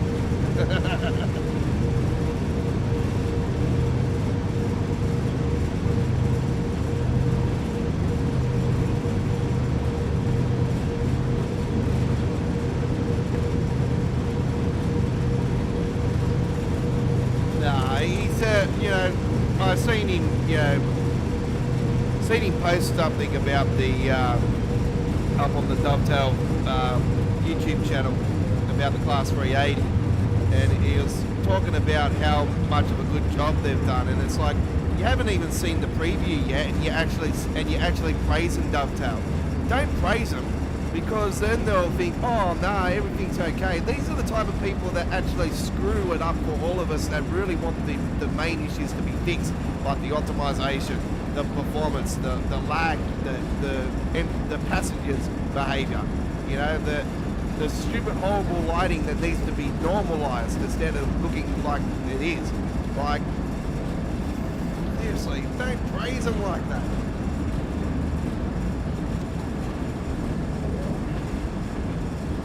Seriously haven't been in Dovetail, like you haven't seriously been in the game long enough to know, you know, like people like that as suckholes, and are just really annoying the crap out of me. The real ones that know what Dovetail's all about don't suck up their ass and say, oh, that's wonderful, before you actually seen a preview of the route or you actually played it yourself.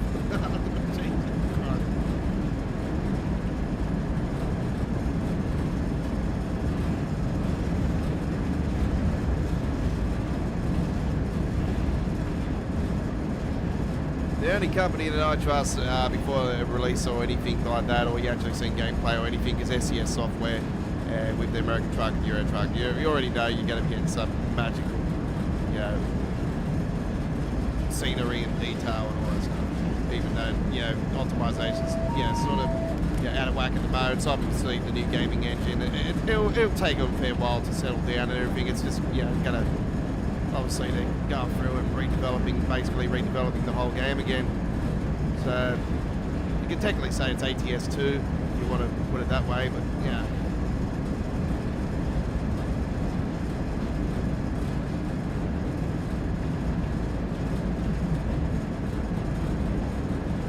I gave up on Dovetail moving to Unreal Engine 5 for Train Sim World. Yeah, I know a lot of people are saying it's going to happen for Train Sim World 5, and that's probably one of the reasons why it's not going to be released this year. It'll most likely be next year because they're still testing, you know, the Unreal Engine 5 capabilities of what it can do. And, you know, I'm hoping that that is the case, but I've pretty much given up on all hope that it will happen. You know, especially the PC editor. I totally forgot about PC editor. I know it was announced in 2019, but man, when they said it last year, I'm like, holy crap, yeah, I totally forgot about that.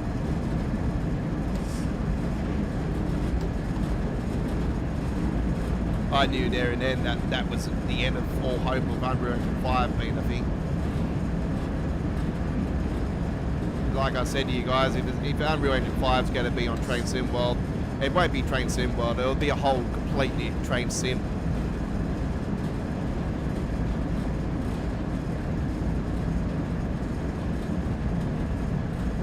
Mason Line, how you going, buddy? Welcome aboard.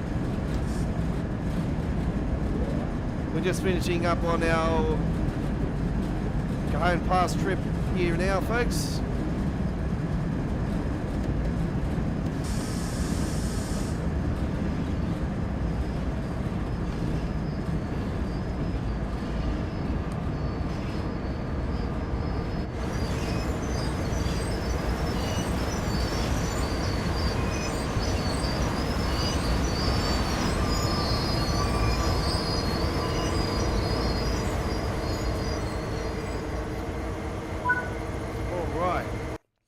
That was lots of fun. I really enjoyed that one.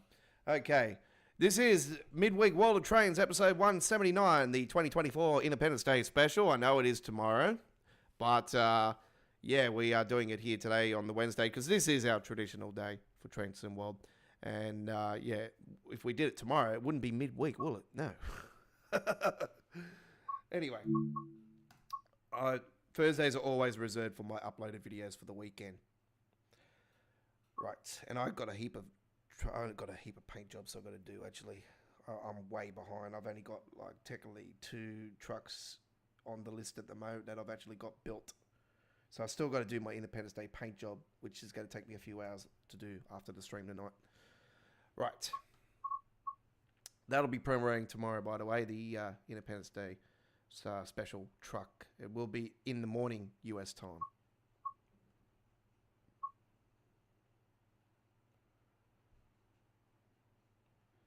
Very nice, very nice.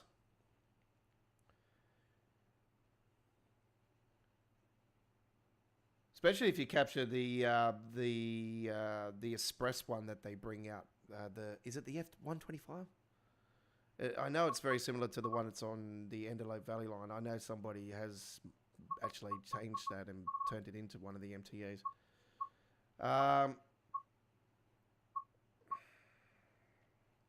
Right, let's now head to the Long Island Railroad, actually. Speaking of the Long Island Railroad, we're now heading there now. So let's take a M9, and we're going to take the Uber 1. And we are going to do, let's see, 36 minutes service.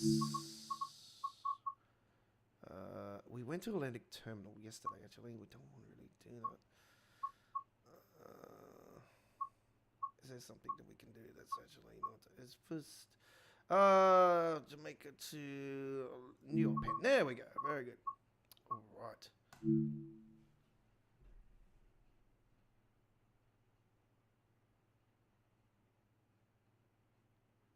The electric truck is apparently only in quick, is in the quick drive only, apparently.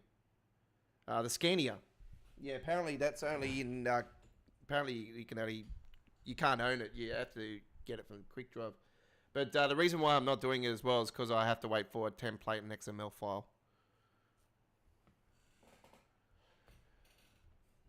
So if you come across a template and XML file, yeah, do swing it on the Discord for us. That'd be appreciated.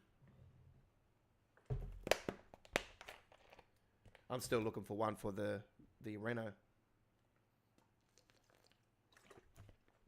But I'm not a fan of electric truck. Jesus Christ, like somebody loves Kenworth.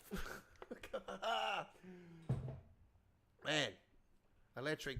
I know there's an electric Kenworth coming out, so I'll probably be interested in that. Not a big fan of the European stuff, to be really honest, but what number have we got? 4367. 4367. So what you normally do, folks, is you go off the numbers on the train to 4367. So you go 4367 on here, press OK. Wait for that to load up. It does take a little bit longer on the M9 than what it does on the M7s. So just be aware of that. It will eventually go like that. You put that on bright. You put the marker lights on to dim. By the way, Cactus Juice, g'day, how you going, Cactus Juice? Hopefully you'll do nice and well. Cactus Juice has been on our live streams a few times over the course of time, folks, and so a big shout out to Cactus Juice from us. All right. That's Brendan, by the way.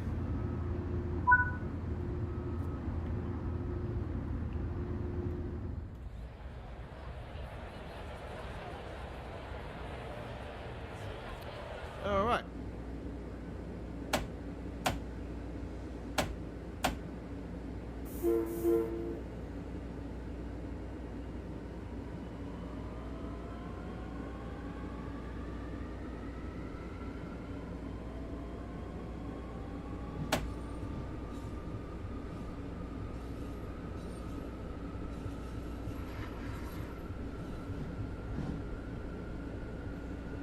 Oh, yeah.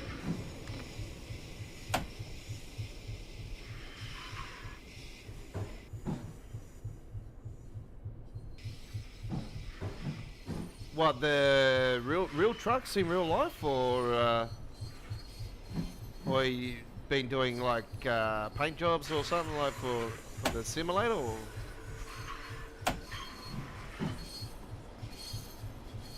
Hey, if it's real life, that's really cool. That's one thing I used to love when I was a kid, you know, when my dad used to bring the truck home, you know, we'd get on the back of the tilt tray and, you know, we'd wash the truck and I'll help him wash the truck as well. And yeah, no, it was so much fun. One of the jobs I had when I was young, I worked at Falkland Tyres down in Chippy Norton here in Sydney, and we used to unload the truck tyres from the backs of the B-doubles and that by hand. And man, it used to be so much fun. We used to roll them into the yard and stack them up. Both game and reel, yeah. Yeah, I've been doing paint jobs for the trucks and trailers for about 3 years now. So yeah, no, it's been lots of fun. I've gotten better as I've gone along. I used to paint job them in the wrong format. Didn't realise, because I used to have a lot of freezing problems and that, and I ended up talking to a fellow on the through the SES work through the Steam workshop, and he told me that I was actually paint jobbing them in the default format, and he told me that because I told him that I use paint.net and Mod Studio, and yeah, he told me that I was doing them through the default format, and I didn't realise I wasn't doing them through BT5 or whatever it is. And I'm like, oh yeah, okay. So yeah, I ended up downloading this little tool for the paint.net that actually gave us the right format, and yeah, ever since it's just been great. Because I used to get a lot of freezing in that through the AI traffic, because I do AI traffic with the real companies' brands and all that.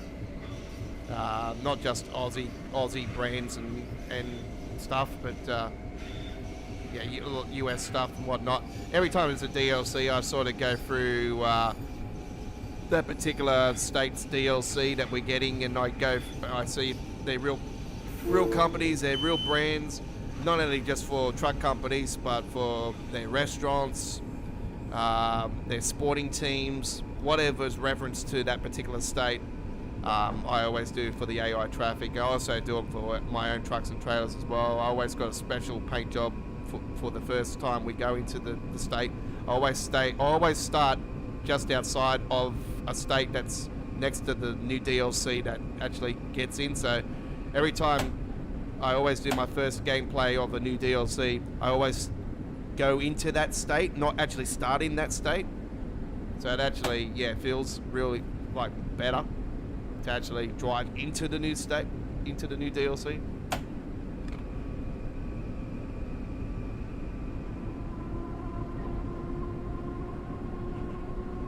So yeah, when we had Nebraska launch here a couple months ago, well last month, whatever it was, it feels like a couple months ago, I ended up going in via Wyoming.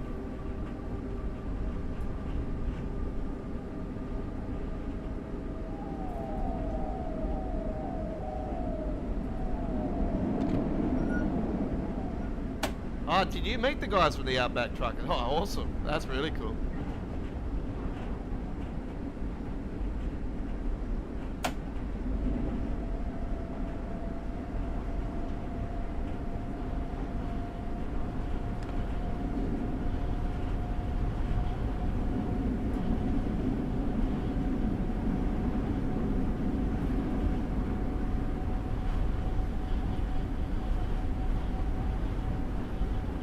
Yeah, I used to live stream American Truck Simulator, but yeah, since late last year I stopped doing it. I ended up getting a really massive cyberbullying attack happened to me late last year on the channel, and went to the point where I had to shut the channel down for about a month because of it. I had to get police and stuff involved into it. I'm not going to really go much into detail with it, but yeah. It pretty much I was at a point where I just was really over it, because yeah, I was having a lot of cyberbullying issues last year on the channel, and I'm sort of, these days, I just, if I get that, I just wipe it straight away. I don't let it get to me anymore. I just think, you know, so they've got an issue, and don't worry about it. I just hope they get help at the end of the day. So yeah, it's yeah, I stopped live streaming it, and I'm also stopped live streaming it because I was sort of wanting more time to actually spend on doing paint jobs and get them out more frequently, because I was taking a while to release my mods and everything. So I'm more frequent with mod releases now than what I used to be. It used to be every like 3-4 months. Now it's, you know, every, like, I spend on average around 6 to 8 weeks on building mods now, and then I release them. I actually meant to release 2 of them this week, but I'm not sure if I'm going to be able to get both of them out this week, but I'm pretty sure I'll be able to get my new update to the ownable trailers paint job pack, which will include a whole bunch of new skins for the Maxi Cube Reefer, the 4000DX, the 3000 utility, the Hyundai drive-in, the Mickey's beverage trailer,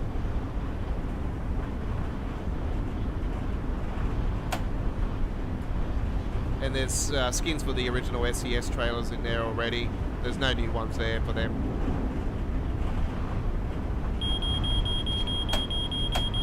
Oh, slow down, Aussie. Oh, yep, got to come down to 60. I know it's coming down. Let's go. Slow down. Yeah, there we go. Must be approaching Woodside. Yeah, we are. Not that far away.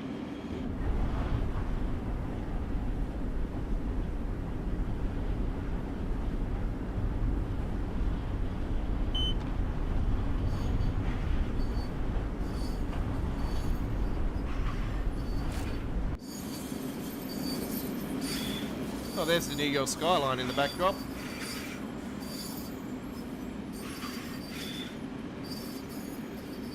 You know, it's amazing to see how far away that backdrop is, actually. You can actually see the New York backdrop from Jamaica Station, where you never used to be able to see it. Not even this far out. That's how crazy the game's gotten now.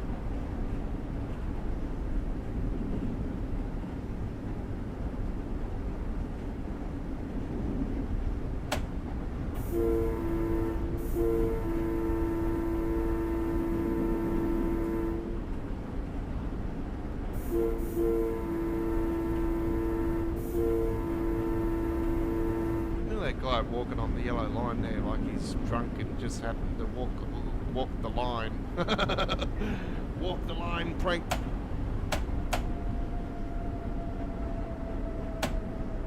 Prank the line, walk the line. Yep, you're drunk.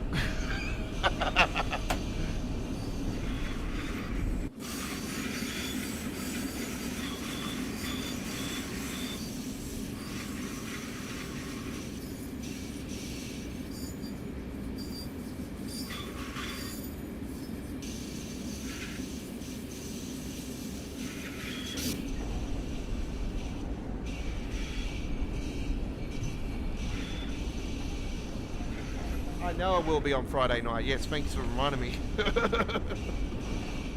This is my final weekend of freedom because I got my daughter for 2 weeks from Monday onwards. Through the days though, not like I haven't got it. Like I'm looking after my daughter while the mother is at work for 2 weeks. But yeah, I pretty much.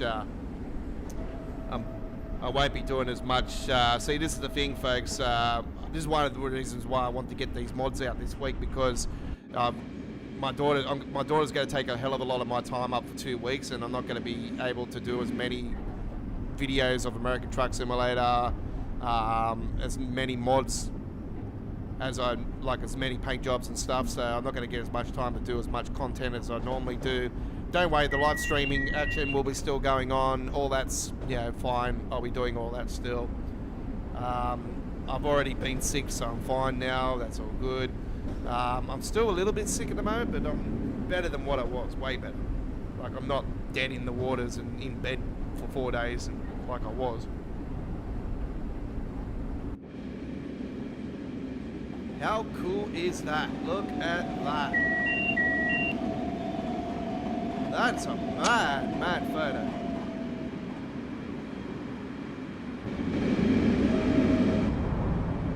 Check out the holding yard. Have you ever seen the holding yard like that before?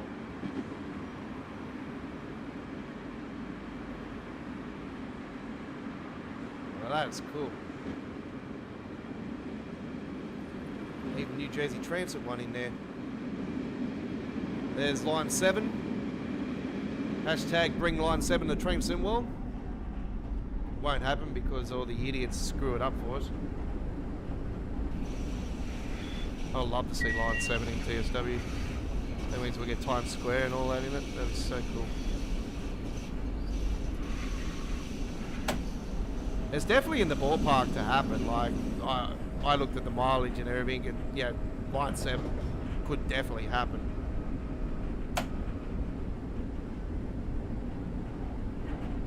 It's just, yeah, the MTA, the licensing, they're very tight, you know, with, you know, obviously the train surfing and, you know, all the things that screwed it up for us real rail fans, but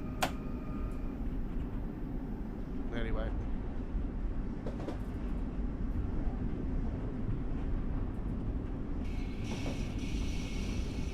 Looked like we're smacking the wall just then. That was pretty damn tight. We're coming into the second tunnel, which is good. That means we don't have to worry about any banking up.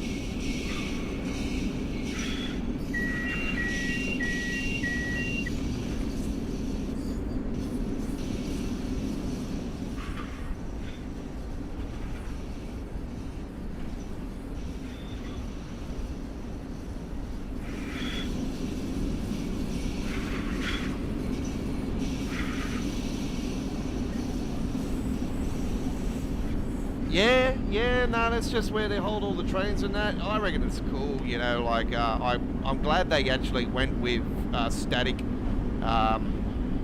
stuff from the Northeast Corridor side of things, because I just think that it would have been a complete mess if they had them coming in and out of the tunnels here, and, you know, the frame rate would have been way worse than what it is. Yeah, I think they learned a lot of lessons from the new timetable they did for the New York Trenton. Obviously they had a lot of issues with that, and obviously we didn't get what we were promised with the freight and all that stuff that they said that we were going to get. So yeah, I think they learned a lot of lessons from that. So they go with the static way, where they're just going to stand here at the just, you know, have them just parked up here at Pennsylvania Station, and in the Sunnyside Yard, you know, make more sense. So yeah, I'm glad they've gone that direction.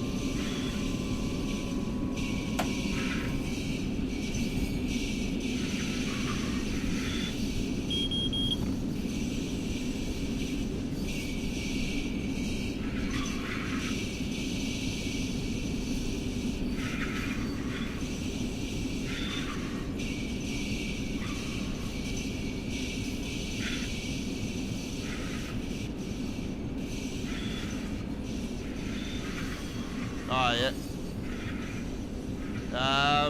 Obviously, it's got to do with references and stuff. Like, if, you know, sometimes you look for a skin, like for a company that somebody suggests to me, and sometimes it's very hard to get the logo. And sometimes if you do find the logo, it might not be the right size, and there's no way of fixing it up. So yeah, it all comes down to all that at the end of the day. I sputtered.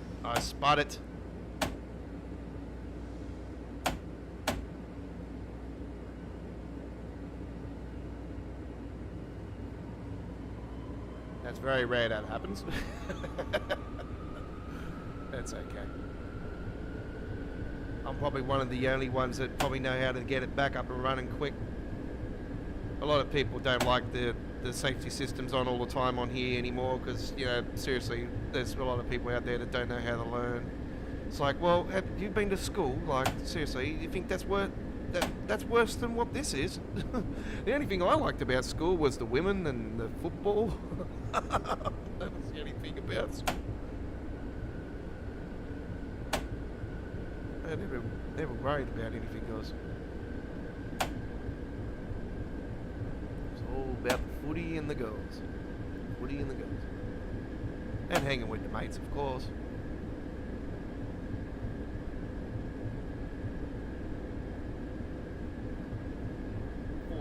Four premierships. But that was outside of school. 2 games in 4 years, yeah. We ain't lost twice in 4 years. That's better than Penrith.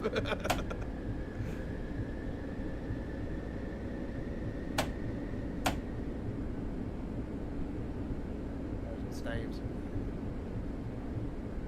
We played the Appin Warriors, and Appin Warriors won like every single grade, like every comp, every grade, but the one that I was captain of, they never beat us because all went to the same school, so we knew each other's players. Yeah, we strategized like crazy.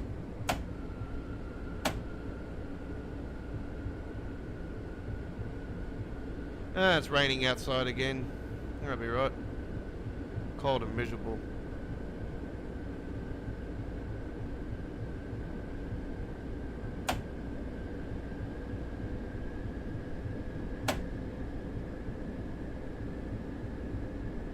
It's one thing I hate about this house that I'm living in now. It's so damn cold. It feels like an igloo, even with the air conditioner. The heater, sorry. I've got one of those oil heaters. And it's just useless. I've only got a small one though. I need to get a big one.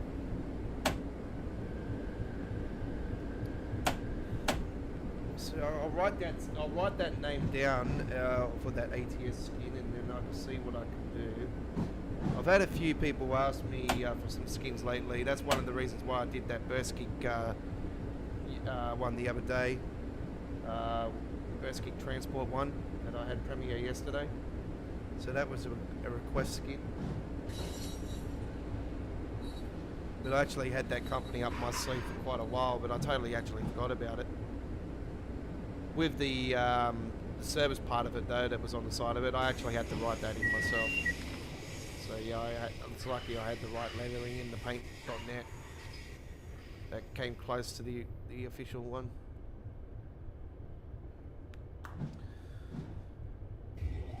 Right. Oh, you did do some fantasy truck companies here. Actually, the Casey's Transport one I did last year. Actually, that's not. I haven't got the footage anymore because I deleted it. But the Casey's Transport one I did last year. That was actually for my mate's my best mate's little son, because I'm basically uncle. I was the best man at his wedding, and yeah, I've known the boys since he was 2 years old, you know, like we've known each other for years and years. So it's he's younger than me though, but I only know him because of his sisters. So yeah, and I'm dating one of his sisters now. So I've been with all 3 of them, yeah.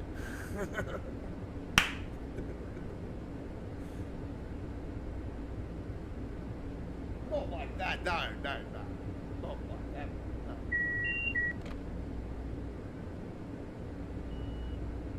Yeah, I've known all 3 of them, yeah.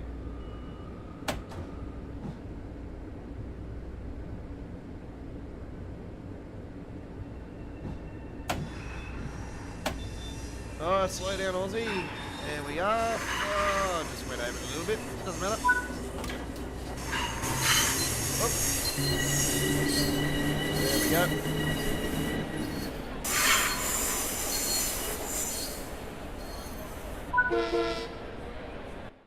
Okay.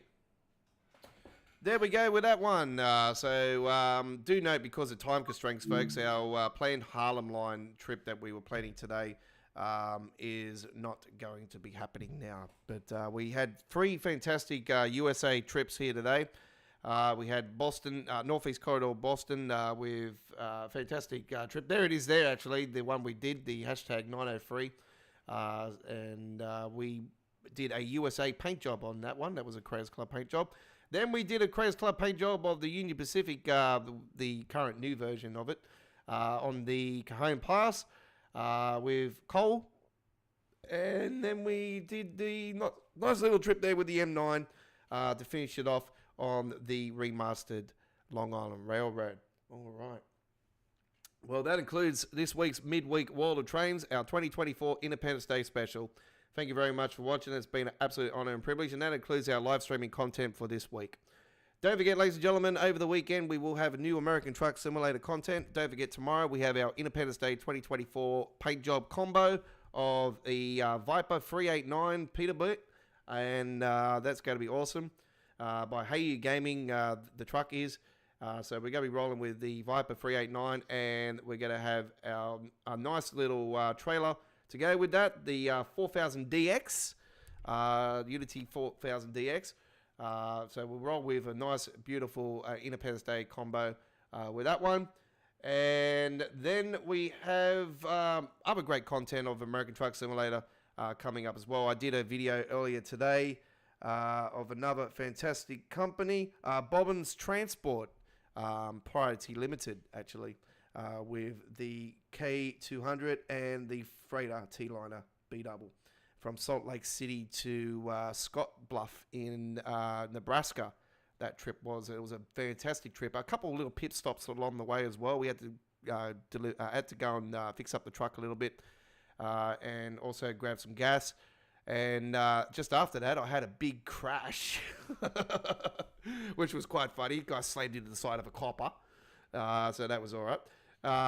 And then I had to pull in and have a sleep as well just before we got to the location. But that's a nice decent trip, actually. So it's about an hour, that one. So I do look forward to seeing that one on Friday.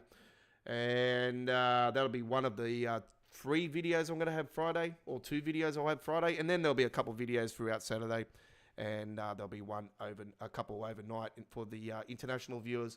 But anyway, thank you very much for watching. It's been an honor and privilege. Don't forget, we'll have more Supermarket Simulator action as well coming up. Episodes 11 and 12 will be over the week, next couple days. Maybe episode 13. We'll see how we go. But anyway, that's all we've got time for. It's been an honor and privilege. Thank you to everybody that contributed in the live chat today.